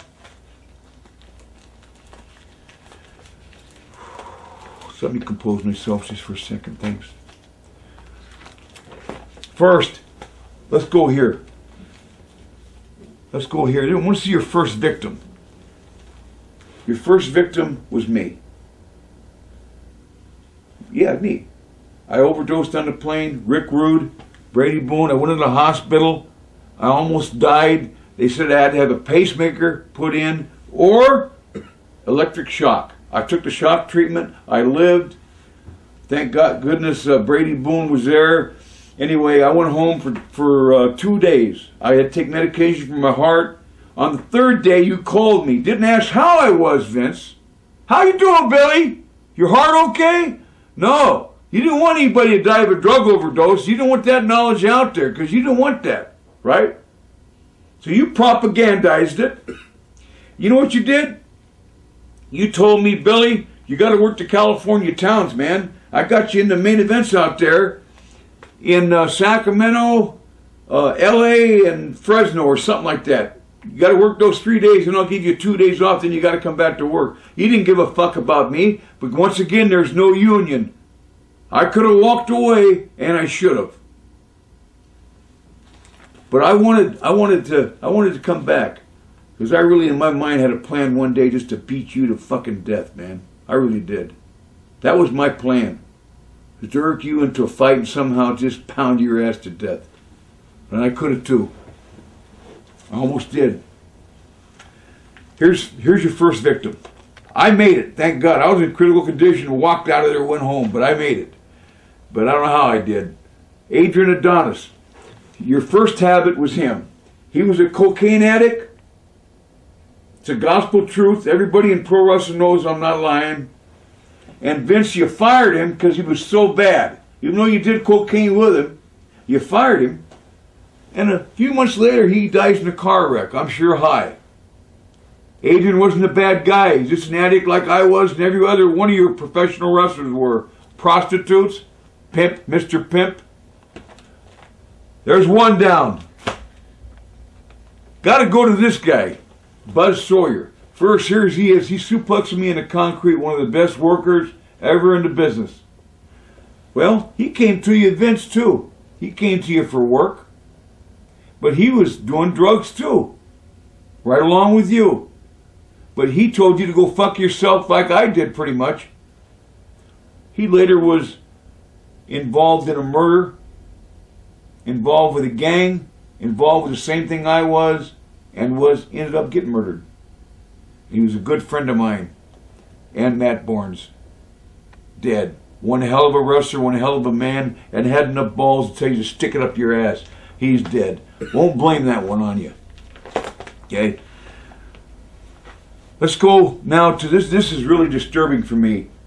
Because you knew going in Kerry Von Erich.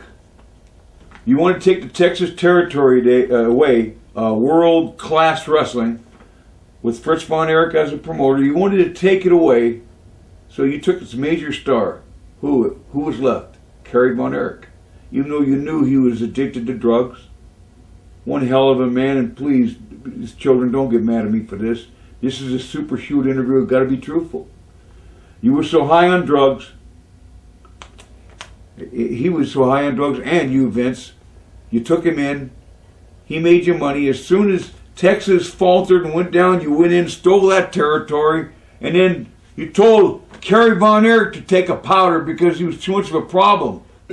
So he ended up, oh God, he ended up dying of an overdose in February 18th, 1993, and you let loose him just a couple months before. He shot himself because he was so hooked on drugs with your doctors. The events, not the steroids you blame it on, and your little bulldog attorney, they call Jerry McDevitt. You know, you always put him out there to solve your problems. You never can answer it. You got a publicist. Why don't you do it yourself, you chicken shit fuck? Dino Bravo. Now you and I, Pat Patterson, and the Rougeau brothers all know about this, don't we? Think now. I don't even have to look at it. I knew Dino real well, the Canadian strongman from Montreal. He was pushing cigarettes over the border. I was going to go with him one time. I was going to make 10 grand, but I didn't do it. What happens? You let him go. He was addicted to steroids and drugs like everybody else, but he was murdered. He was shot like 17 times in front of his 7-year-old girl. You knew who the guys were. I don't, Vince, but you know. I know everybody knows this man, Big John Studd. Now, steroids don't kill you at the beginning. They kill you at the end. But Big John, he was a great movie star too, man. Loved him in Marlboro. What was it, Harley and the Marlboro Man? I mean, just did a great job. He was in a lot of movies. He died of growth hormone, they say, of liver cancer and Hodgkin's disease. But the real truth is it was from painkillers, steroids, and HGH. One hell of a man dead there. You knew all about it, Vince, and you let him go too, didn't you? Before he died. You don't want him dying on your watch, do you? You know when they're ready to die, so you let them go. So it makes me sick about you. But this one you didn't. This was a little bit different on this one. This is Flying Brian Pillman, a good friend of mine that I met in the early 80s. This here kid here, no, pardon me, it was early 90s. This kid here played for the Cincinnati Bengals as a linebacker. He tried out for him as the last guy cut at like 225 pounds. And he overcome all the obstacles, you know. And he was only 6 foot, 226 pounds. And he was from Minnesota. And he come from the dungeon too, just like me. A lot of the dungeon guys, man, made it in this business. You know, Stu Hart didn't know what he was doing down there. He did. He was great. So, anyway, what happens to him is, during his football career, you want to say, you know, he had a pill problem before then. He had a pain pill problem before then. But you know that's not the truth. He OD'd on, this guy was on your time. Yeah, his wife on the WWF station actually talked about it. I remember that. I don't want to name his wife's name, but he died on your watch. So that's really the first one that you really know died of overdose on your time. Here's another guy you let go of course, a great junkyard dog. Used to call him Nigger, Vince. Remember? And he hated you for it. And I asked him why that you allowed him to do that to JYD. And JYD showed me a check for 120 grand for dolls one time. Because this is why. What if that I'd wrap this chain around him and break his fucking neck. But what happened is, like a lot of us, got addicted to cocaine. He died in a car wreck. But you'd already released him, Vince. So you're going to say it had nothing to do with you. But where did he get his drug addiction? Vince McMahon. Traveling all over the world every day. 340, 330 days a year. No time off. If you took time off for any reason, you were fired. Unless you were Hulk Hogan. That's it. This really bothers me. This is Brady Boone. Brady Boone come from Robbinsdale High School, and I met him in '85 in the Carolinas when I was only there for a month, and Dusty was treating him like shit. I knew he had all the potential in the world, and I got him in as my cousin, Brady Boone, along with Ken Patera in 1987, and we tagged up. You liked him too. You knew he could work. He was one of the greatest gymnasts in the world. Here he is here. He could have went on to become probably an Olympic gymnast, but he shows pro wrestling at a Robbinsdale High School, like Henning and Rude and all those guys from Minneapolis, Minnesota. All of them are gone now, pretty much. Anyway, he died in a car wreck. Had a wife and 4 kids.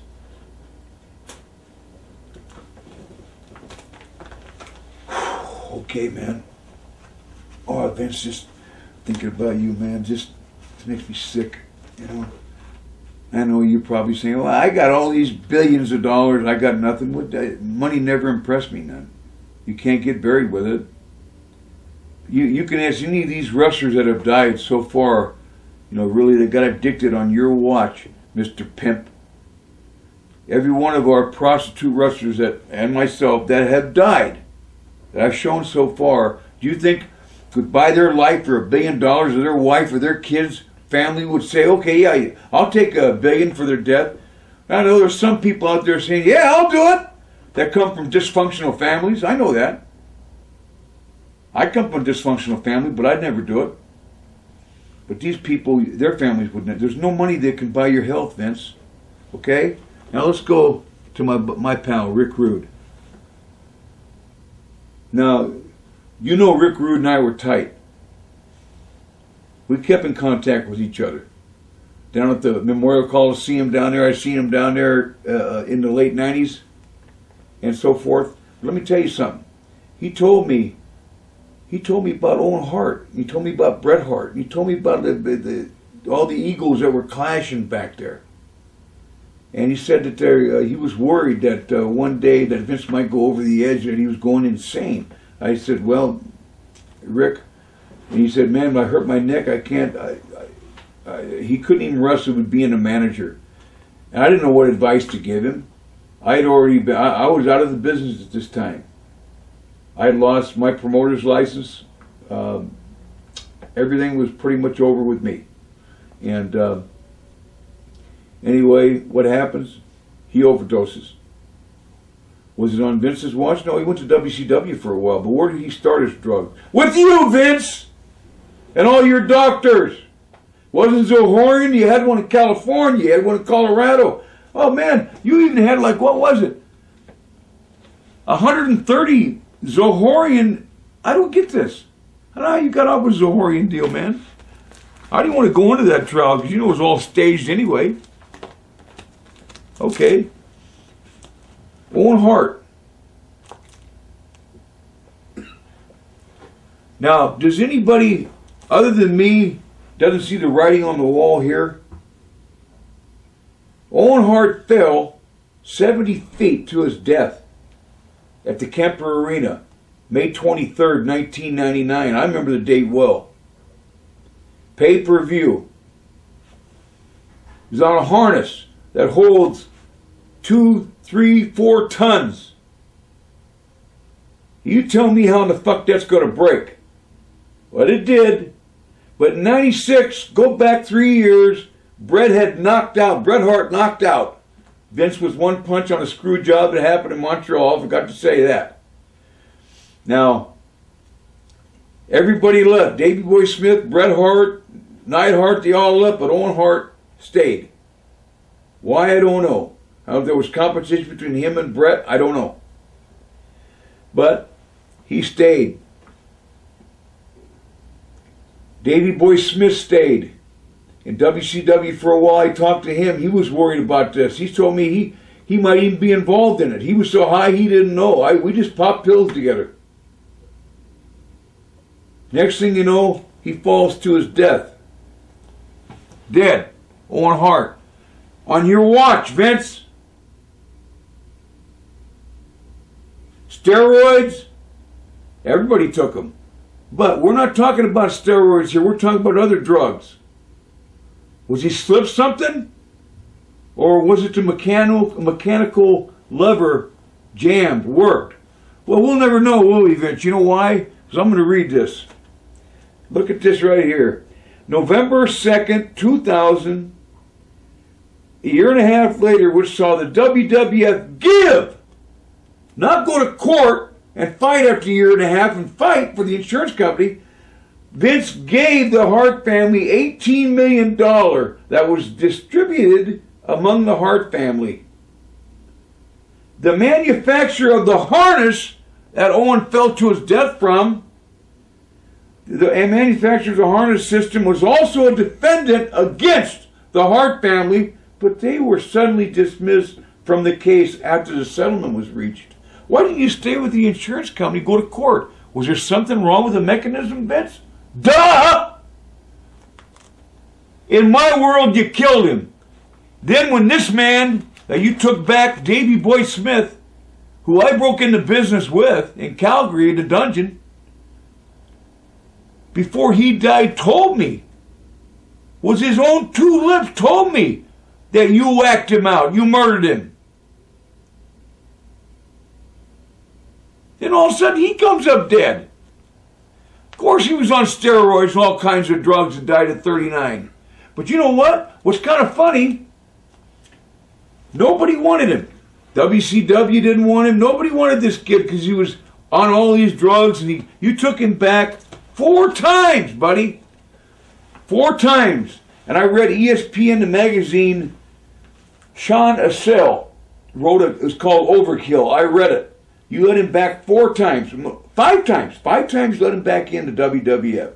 After Owen died, not only did you let him back in, without even a physical, you signed him to a $450 a year contract, $450,000 a year contract for 4 years.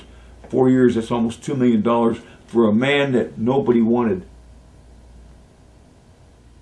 That proves to me that he was involved in Owen Hart's death.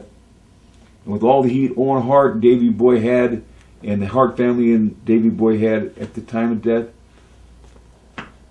I 100% believe that, Vince. That's on your watch too. Can you dig it, man? Here's something. Miss Elizabeth. She became a drug addict on your watch. She couldn't take the road. It was killing everybody. It was.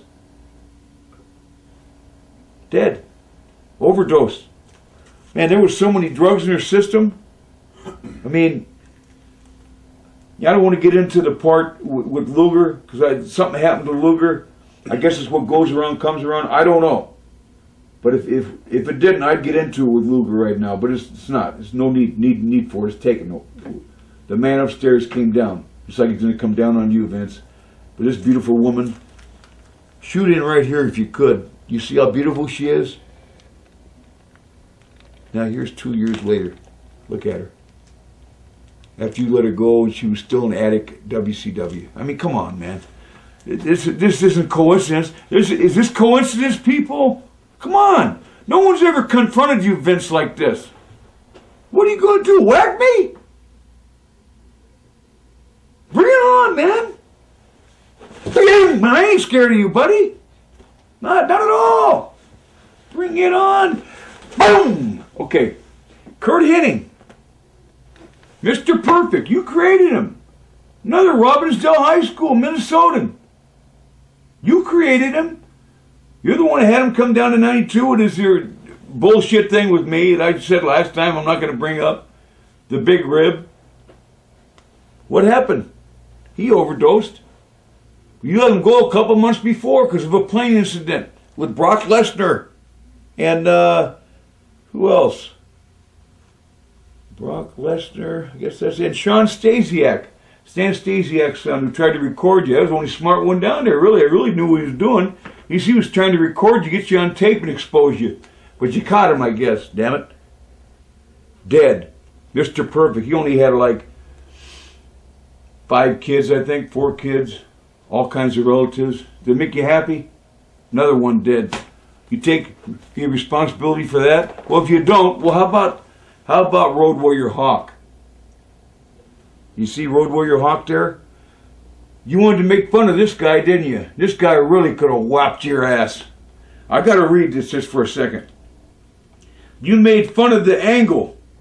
It says, during the Attitude Era in which the WWF moved towards a more adult product, the Legion of Doom was placed into a storyline incorporating Hegstrom's, the Hawk's, real-life drug addiction and alcoholism against the wishes of both Hegstrand and Laurinaitis. That's Road Warrior Animal. The Road Warriors, the best tag team in the history of wrestling in the 80s. Probably of all time. They didn't want this. But you went ahead and did it anyway. Made fun of a drug addict that you're creating. And then he finally died a few months later into controversy. You going to admit that one, Vince? Or is that not on you? Even though you created the fucking angle. That's not on you? The pimp took another one. Took another prostitute down, right? This guy probably don't mean much to you. You know, Mike Lockwood, Crash Holly. But I met him before. Young kid. Good kid. Hard-working kid. He died. But you let him go just a little bit before. Remember, Vince? You got him hooked on the drug so hard, and the road, and somewhere down the road a couple months later, he ODs and dies. Now this one's really going to hurt. This one's going to hurt because this is my WrestleMania 3 buddy, Hercules Hernandez, Ray Fernandez, who bought when I was married, my wife Selena's home in Tampa, Florida, and from what I understand, died in the home. It always states died as a heart attack, because you don't want to say it's anything but a heart attack. You always throw the truth away, but the truth really is that it was from drugs. I know, because we did drugs all the time together. We were injured all the time, on the road, traveling in the air, Xanax to sleep, Vicodin, morphine, you name it, we did it. Dad had 8 kids, I believe, Herc had, but he's dead. You let him go because he was near death. There he went. You feel bad about that one yet? You don't? I can hear you, man. Yeah, I hear you. How about Big Boss Man? Remember him? Big Boss Man? Let's see, what happened here? Released from WWE in 2003 after 5 years. And he dies 4 months later. What'd you release him for, you fuck? You drugged him out too, didn't you? It's like everybody else. He had a beautiful family. Yeah, I'm speaking for everybody that's 6 feet under the grave. Just like you should be 6 feet under that goddamn Hollywood Walk of Fame. Should be shame. It's bullshit they gave that to you, Vince. You need to be under that motherfucker. Now let's get into Eddie Guerrero. I met Eddie in 1994 back in Portland. Him and Art Barr, the Love Machine. Art Barr, he passed away of a drug overdose too. Now that didn't have nothing to do with you, that one. We'll let that one go. But this one here is on you, man. This is Eddie Guerrero. You know damn well he was getting... Everybody, at this time, you had another doctor. His name was Dr. Phil Aston. That everybody was getting drugs from. But you know what, Vince? Will really... Let's see if I got to the point yet of no return. I'm getting a little disorganized here. That's what happens when your brain's been beat in.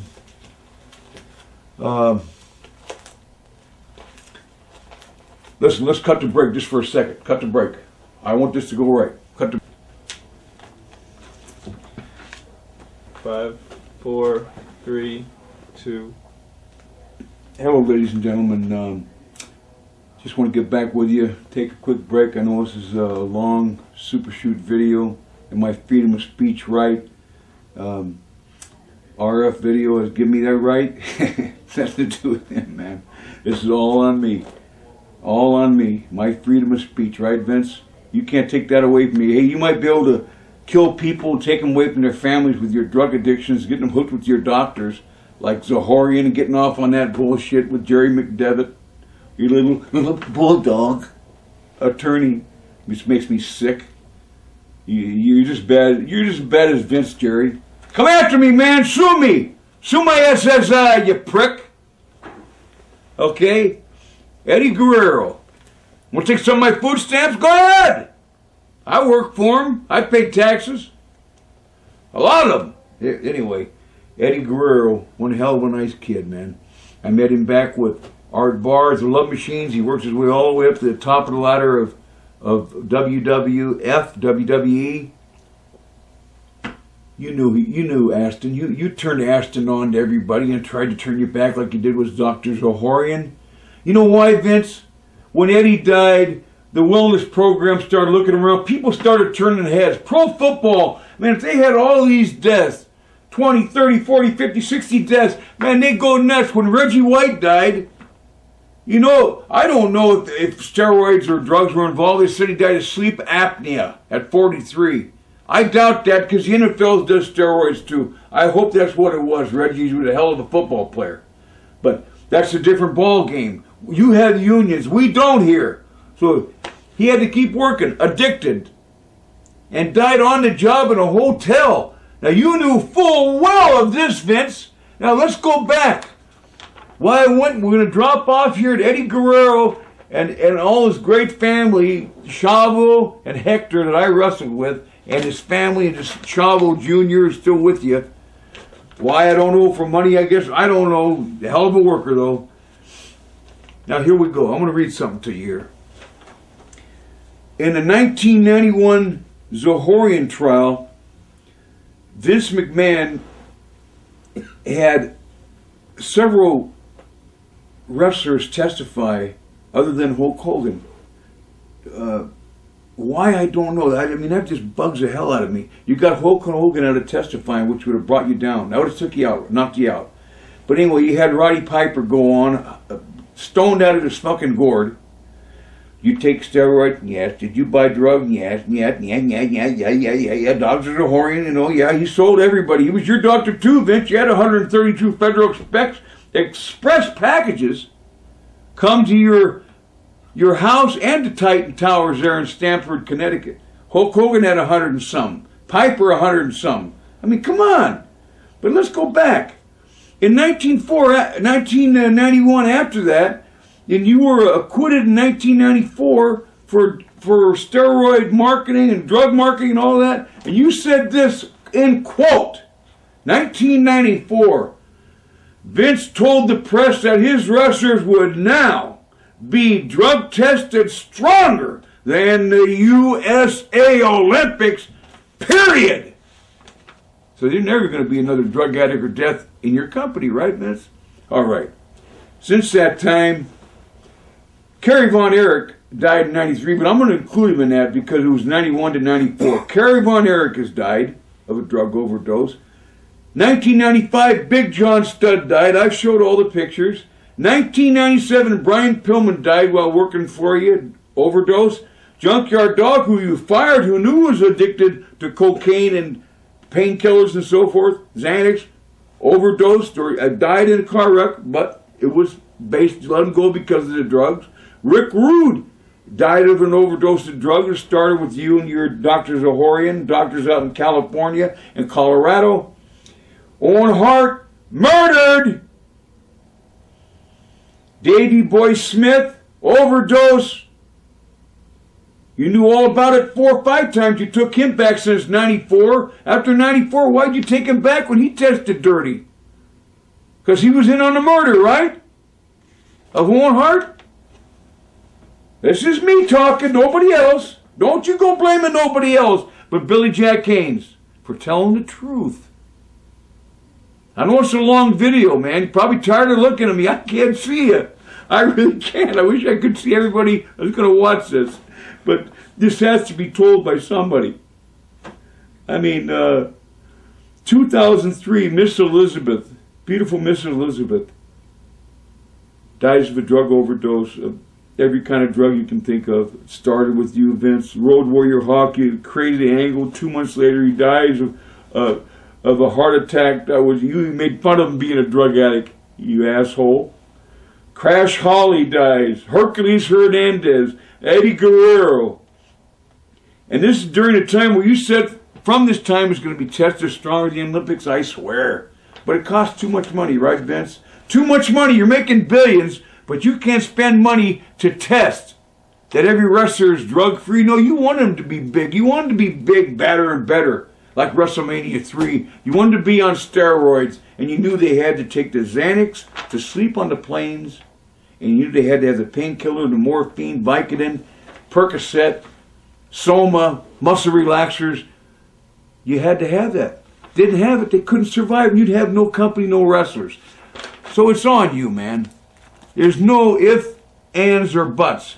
I'm going to save Chris Benoit and the bombshell for last. That's really, I hope he drops you to your knees and they totally investigate you 100%. Because I personally, myself, when I seen this on Nancy Grace, I knew nothing about it because I don't watch your fucking shit. I really don't know more. It's ridiculous. That's why I know Dusty's got to be your booker. But when I seen that Chris Benoit died, I knew there was something more. I knew Chris when he was 15 and on. I knew them both when they were young. This is the nicest guy you're ever going to meet in the business. So we're going to save the bombshell for last. So let me continue. So now you're going to test every wrestler. Benoit dies in 2007. Okay? Benoit dies. Before he can come and tag you, Bam Bam Bigelow overdoses. He was with you, I don't know about how many years. He wrestled, what a match this was. What was his winner gets a bowl full of drugs? Here's probably the biggest drug addict in the NFL, and Bam Bam Bigelow, and Lawrence Taylor. I ain't putting you down, Lawrence, but you've came clean with being on drugs in the NFL. They kept giving you chances. But you got time off, and you had a union when you were hurt. You didn't have to play football. Bam Bam had to wrestle every night at 400 pounds. Sure, he got hooked on drugs, painkillers, with broken bones and torn ligaments. Who the fuck wouldn't? This really bugs me too. Mike Awesome. You were going to push him, Peck. He put the belts on him. But let me read something. After he hung himself, but he was hooked on drugs, just like every one of your other wrestlers do. He said this, I quote, September 2002, being in the WWE, formerly the WWF, sucked. I hated it. You had to kiss everybody's ass. You had to be on your political toes all the time. You would not believe the backstage politics. You were getting stabbed in the back constantly. I was so happy when I was told I was gone. It was like a one-way drug addiction street in the locker room. Mike Awesome.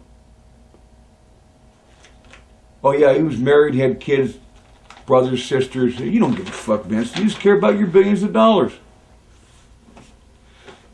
Nobody can return these people. Once again, I'm speaking for the people under the ground right now. They can't speak for themselves. So let me do it, please, because I'm soon to be joining them. Nancy Benoit.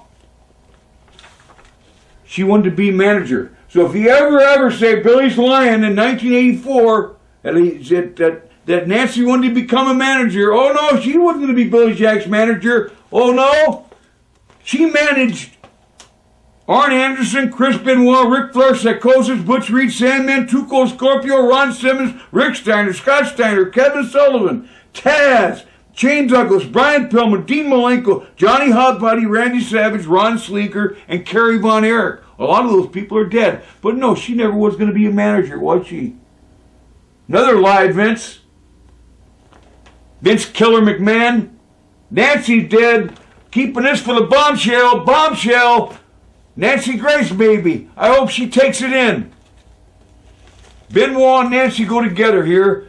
And the beautiful Daniel, 7-year-old son. Okay? Let's continue. Chris Benoit again. Now, this one really makes me sick because I knew this girl in the AWA back in the old days. One of the tough cookies. Women, wrestlers, and managers, sensational Sherry Martel. She passes away on the morning of June 15, 2007. Families of all the wrestlers that have died, please give me a disclaimer too. I'm trying to protect and make this man pay for the deaths that have been involved here, because he really is the promoter pimp in wrestling, and we were the drug addicted prostitutes by his doctors. That makes him responsible, Vince Killer McMahon. That makes you responsible. One guy dies should be enough. You shouldn't be 80, 50, 60, whatever it is. Okay, she dies, and they try and cover for Martel's sister, Vicky, claimed Martel died while drinking coffee with her mother in the front porch of the home. Well, the autopsy says it was an accidental overdose with multiple drugs in the system, including high amounts of oxycodone. Hey, that sounds like Dr. Aston. You scratch my head. Yeah, it does, doesn't it? Well, who'd you have now? You got another doctor now, right? Don't you got someone from New York now? Anyway, she's gone. And so you want to make it look good. This is what makes me sick about you, Vince. The first time of all the deaths that we've had here, and there's been so many of them, Martel's funeral was paid for by Vince McMahon. Hey, that was nice of you. But you couldn't buy the fucking headstone with your billions. Booker T contributed the money to pay for the headstone for her grave. That's nice of you, Vince. That was after the Wellness Committee And Representative Henry Waxman forced you to write that letter to me, man. Worst mistake that ever happened to your ass. That's why you waited so fucking long. Yeah, everybody else got a letter. You know what? I got 6 months to sue you. Hey, that gives me 4 months. You know, I'm going to sue your fucking ass, man. I might own the company. I'll give the money to all the families of the deceased. That's what I'll do with your millions and billions, what you got. This one hurts. Brian Adams, Crush. I've got him booked down there with you. I love this guy. As much as I can love. I liked him a lot. He was like a brother. I said a couple negative things in the last video, but I loved him. I liked him a lot. Brian Adams overdosed August 13, 2007. He was with you. You let him go. And he also died of a drug overdose found by his wife Irene, who I know and knew in Portland. I admire his family, and my heart goes out to you, Adams, and your whole family, Brian. And Irene, if you catch this video, hang in there. I know you have kids, and it's a great loss for you because I know you were really in love with him. And your brother, Brian. So, hang tough. It's another, you got released by Vince too. Got you hooked on drugs and all that travel. This kid I didn't know, but I've talked to Mike Mooneyham. You didn't know him. His name is Andrew. In fact, you named him Andrew Test Martin. Testosterone? Now this is a kid, 6'6", 280 pounds. And they even joked about him being on testosterone. He knew he had a drug problem. Here he is on these several stories. I mean, I read it. And how you released him, World Wrestling Federation Entertainment in 1998 to 2004. And then you let him go. I mean, if you go to the internet, Mike Mooneyham, man, and contact him. This is me, Billy Jack Haynes, telling you to do that. No one's forcing you to do it. But read this, and you look at the guilt with Vince McMahon on this. This is pure sickness. How you could let a man like this die. And by the way, I got it in mind when it says Bret Hart here. Hey, Bret, I want to tell you something, man. You know, man to man between you and me, because I was before you and the WWF, even though I trained, you got into business before me, you wrote you a fucking book. And in the book, I was told this just a week ago, in the book it claims, he says, Billy Jack Haynes, Billy Jack's in the back of the van taking a pair of pliers trying to get cauliflower ears. And that's all you mentioned about me in your entire book. You egotistical fuck.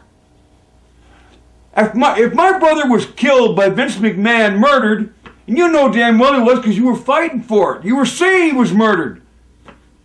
You take it back. You take the money. There's money that can buy you off. And in fact, you get inducted to the WWE Hall of Fame. That takes the heat away. Right? That takes the heat away. All those millions from losing Owen. How can you do that? And how can you lie about hey man, I fought for a living, man. Anytime you want to get it on with me before I leave this earth, man, you get a hold of me anytime. You know where to. Just go to the internet, man. You'll find me. But don't fucking lie in your book. You've always had a jealousy of me when I first went down there, right? Remember? That's you. You were a little wimp, 175 pounds, till you got on the roids. You're a good worker, but you're not the best there was. The best there always will be, and that's bullshit. They just lack talent at that time. Dynamite Kid's the best worker there's ever been. And you want to put him down. I read about that too. Fuck you, man. You hear what I'm saying? Take your millions, stick them up your ass. I'm sure Owen would appreciate that, right? Okay, here's guys who haven't died. I'm just going to put one up. There's so many more. Jake Roberts almost OD'd many times. You kept taking him back, Vince, even though he was so drugged out on everything. You kept taking him back because he made you money. Here's Owen and Jim Neidhart taking him back. Neidhart, all he was a come-along. He couldn't wrestle his way out of a jockstrap. And here's Ted DiBiase. He was so into drugs, he went into religion. He's still alive, but he was so drugged out. And you knew it. You kept taking it back. In fact, you got his sons. It's like a family tradition with you, isn't it? Get them all drugged out. You want to kill them all for that fucking money. Bombshell tonight, Nancy Grace would say. Okay? I met Nancy. You remember Nancy? I met you when I worked for Ted Turner. 1991 as black blood under the mask because I was hiding from not going to the trial in 1991. In May 1st, on my dad's birthday of the murder of Michael Franke, I was forced out of Oregon, or my dad would be killed, I was told. And also the same time, Zahorian trial. So it was both those trials. You guys threatened to kill my dad, so I had no choice but to go. And I went. I don't know if it was going to happen or not, but if you would ever kill my dad, believe me, I'd have got some gangs that I know in Portland, and there would have been a real powwow. I'm telling you that right to your face. That's me telling you. Freedom of speech. No one else. Me. God, it feels good getting this off my chest. And I bet you no wrestler ever will. So remember that when you see this video and I'm dead. I'm live right now telling you. And when I'm dead, when you see the video on tape, it's for real. Bombshell tonight. Chris Benoit's death is what gave me the real motivation other than the letter. I couldn't have done it without Vince's letter, though, because I was so hooked on methadone, drugs, so forth. So I was in methadone treatment, 300 milligrams a day, enough to kill a cow. Started at 40, went all the way up to 300. I was so hooked on painkillers after about 30 surgeries. Wrestling's fake, though, right? Come on, just joking. It's entertainment. Yes, it is. But we're stuntmen. Everything we do is real. Okay? Just always remember that. There's nothing fake about it. Benoit made it to People magazine. I read it real clear. I read it about 5 times. Because I knew what was going down, man. I knew back from the blowjobs that you and Hulk got from Nancy, and this is no disgrace to Nancy's family, man. It's got to be told. Your daughter's dead now, so it's got to be told. So here's the People magazine. Oh wait, I want to show this one first.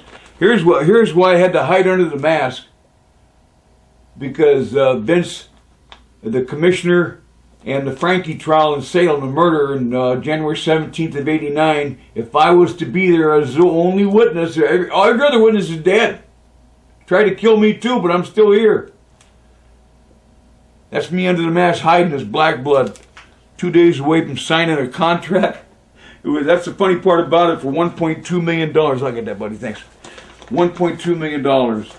Even with the knee that was totally off. And Ted Turner took care of me, 75 grand. Thanks, Ted. You're the only man that has tried to help the boys out. But you couldn't compete against Vince. No one can. Not in the wrestling. Not in the wrestling business, because he's too dirty, and you're not. And wrestlers try to take advantage of you on that. I know all about it. So here we come. The bombshell. Let's say Chris Benoit marries first a man named Jim Doss in Florida when I met Nancy on the front cover of those magazines that I had said earlier, right here in 1984. That's Nancy when she just turned 20. Okay. Nancy then married Kevin Sullivan, another wrestler. They divorced. Then Nancy married Chris Benoit, who was probably other than Dynamite Kid, because he copied Dynamite Kid's style. And he became probably the top worker in professional wrestling. It's not the heavyweights that do it anymore, even in boxing and UFC. It's these guys, in the middleweights to 220s. So I started looking into it, and I seen the angle where Vince blew himself up in a fucking truck. Boom! You're dead. Boy, well, I wish that would have been true. That's Billy Jack talking. I wish that was true. I seen the angle, man. Guy taped it and showed it to me. I started putting 2 and 2 together. 2003 or 2004 at the Rose Garden, I used to get 500 pills from Chris Benoit, from Dr. Aston, and he'd sell them to me for $1 a piece, 7.5 Vicodins. I probably bought 10 bottles from Chris. We'd meet at the 7-Eleven by the Rose Garden. I wouldn't go nowhere near it because Vince would freak out and probably, I don't know what he'd do. I heard he had extra security when Donald Trump was there a couple years back. That makes me laugh, man. A year back or so. You scared of me, Vince? You fuck. Okay, so here we go. Here's a bombshell.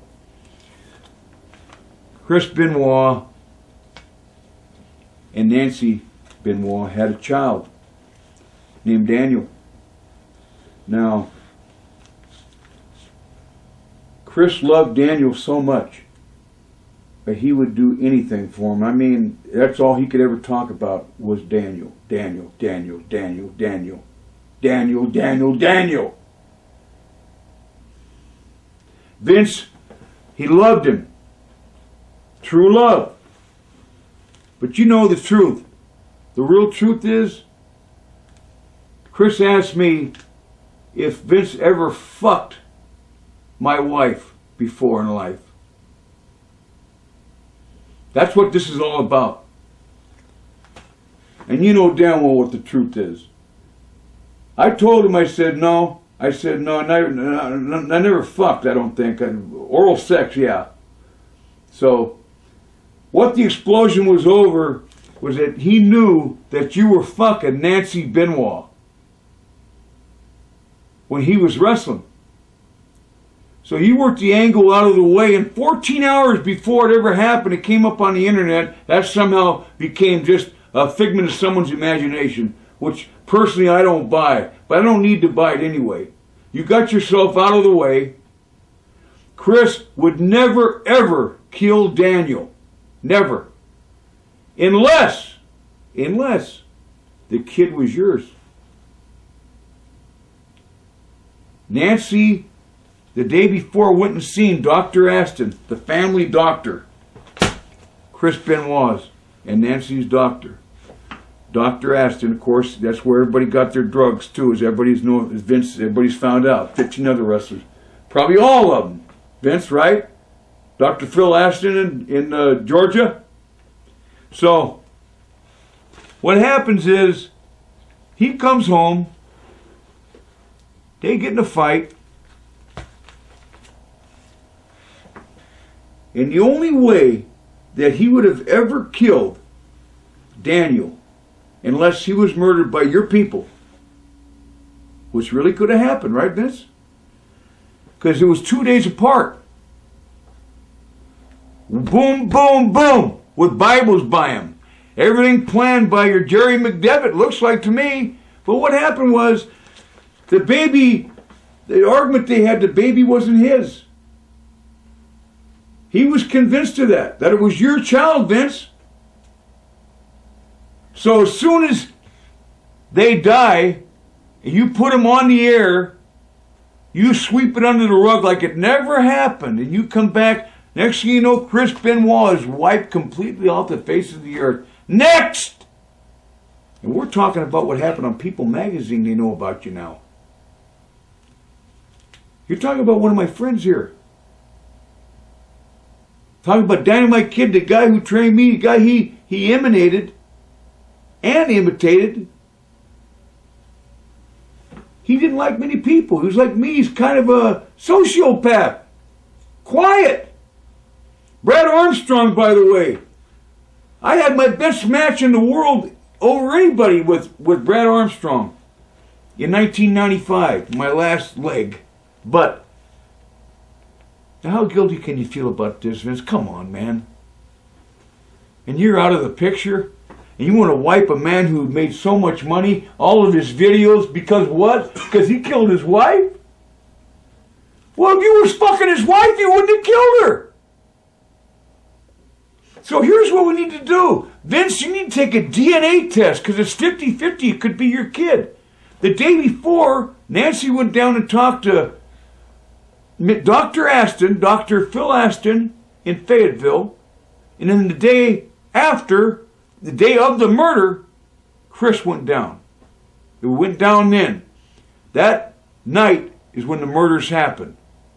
So either you did them, or you're telling me that Nancy told Chris that you guys were fucking, because you know you fucked her, Vince. You fucked her many times. I shouldn't be using the word F, but I'm just telling it the way it is. Made love? It couldn't be made love. You got a wife, Linda, don't you? So you having an affair with the guy's wrestler Chris Benoit, the best wrestler in WWE. They say they had the brain of a 90-year-old man, and you were still letting him wrestle? Do you believe that, Vince? You know he's into drugs. The autopsy showed they were both into drugs. Come on. But the thing is, they didn't die of drugs. It was a murder. It was a murder plot. I phoned Fayetteville County myself, and I said to them, have you had a motivation on this murder? I want to know. I talked to this guy, man. I talked to him. I talked to the district attorney, and they said, we investigated a year and a half, man. We have not an answer why he killed this kid, or why this murder took place. I talked to him for an hour. I said, I'm going to come down and talk to you, District Attorney Ballard. And I told him, I think I know, that Vince McMahon was fucking his wife. They had an argument. She said she was fucking Vince, and that kid is not yours. It's Vince McMahon's kid. And he went over the edge and lost it.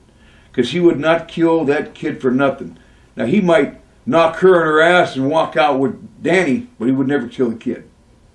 So you murdered him, Vince, or you're fucker, and he found out about it, and he went nuts in his own way and did his own thing. And that could have happened too. But take your DNA, man, and you take a lie detector test right along with me. How about that? You prove to the whole world. How about on Nancy Grace? After that whoever killed that little girl's trial's over. That woman who killed a little girl, it's ridiculous. So guilty, but, I mean, come on. I'll do that, Vince. I'm challenging to that right now. Because I've caught you in about, I don't know how many lies I've caught you in, man. And I feel really good about it. You want to come after me, come after me. You leave these people alone. It's all on me, man. Freedom of speech. I know I repeat myself a few times. You put yourself in my shoes, man. I've been all over this globe, but I've never met a promoter like Vince Killer McMahon Jr. who don't care about nobody but money and egos. Look at his ego. He's involved almost every Monday, I guess. I seen it last Monday. Just 14 years I stay away from wrestling. And this shit starts happening because I was a drug addict. Now I'm not a drug addict no more. I'm clean. I feel good about it. And man, I want to take you to town. I want you out of business. Ban the WWE. If you got stock in the WWE, get rid of it.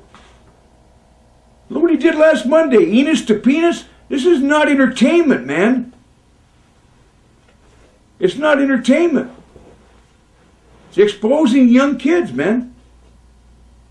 He doesn't care what he says. I know this video has a lot of filth in it.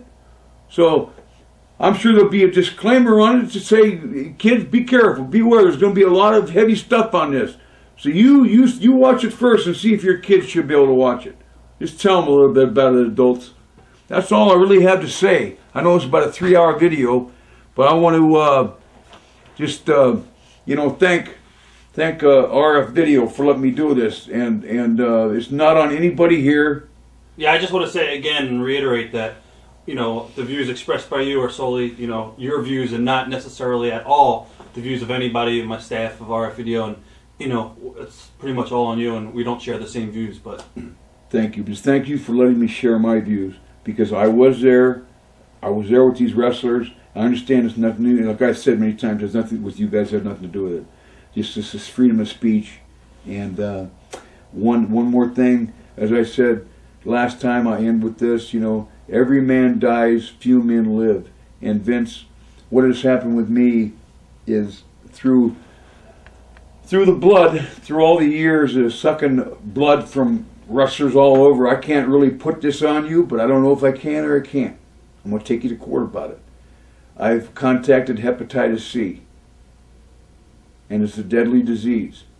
I've been vaccinated with hepatitis A and B, But this came in February before I got your letter. So the motivation to come and do this took a lot of energy out of me today. If I look a little pale, sick, well, I am sick. You know, and I don't know how much longer I have another biopsy and see. But you know what? It's not about me. It's about these people that are dead, that are underground right now, and I'm speaking above it. Vince says that Walk of Fame in Hollywood, that star, that's where they should bury you and say, Walk of Shame. This cocksucker murdered so many wrestlers, I lost count. Because it's on you, Vince. One more time. It's simple. You are the professional wrestling promoter pimp. And you made us the prostitutes to traveling. This traveling schedule had us from New York to L.A., L.A. to Vancouver, Vancouver to Miami, Miami back to Portland, Portland back to New York, New York, all the way over to Texas, Texas, all the way over to Montreal, Montreal back to California. Never had a day off. You injured, had to take the drugs. You didn't have it. Racehorses, dogs are treated better. Jesus, I mean, my goodness. A cat on the street. So you look me, man. I want a response on this. I want this video out there. I want it out there. First time anybody's ever told it straight to your face, because you hate it. And I know you hate me. But have the balls, man, at least to take a DNA and a lie detector test. Okay? Because you know you're full of shit. You, Jerry McDevitt, your publicist, all the money you got, stick it up your ass, man, because no money can buy your help. Like I said before, we all breathe the same air on earth and each other to survive, but we don't need no more of the WWE. Okay? Out. Thank you very much. Waver it out. It's all on me, Vince. All on me. Ban WWE. I'm fucking out of here, man.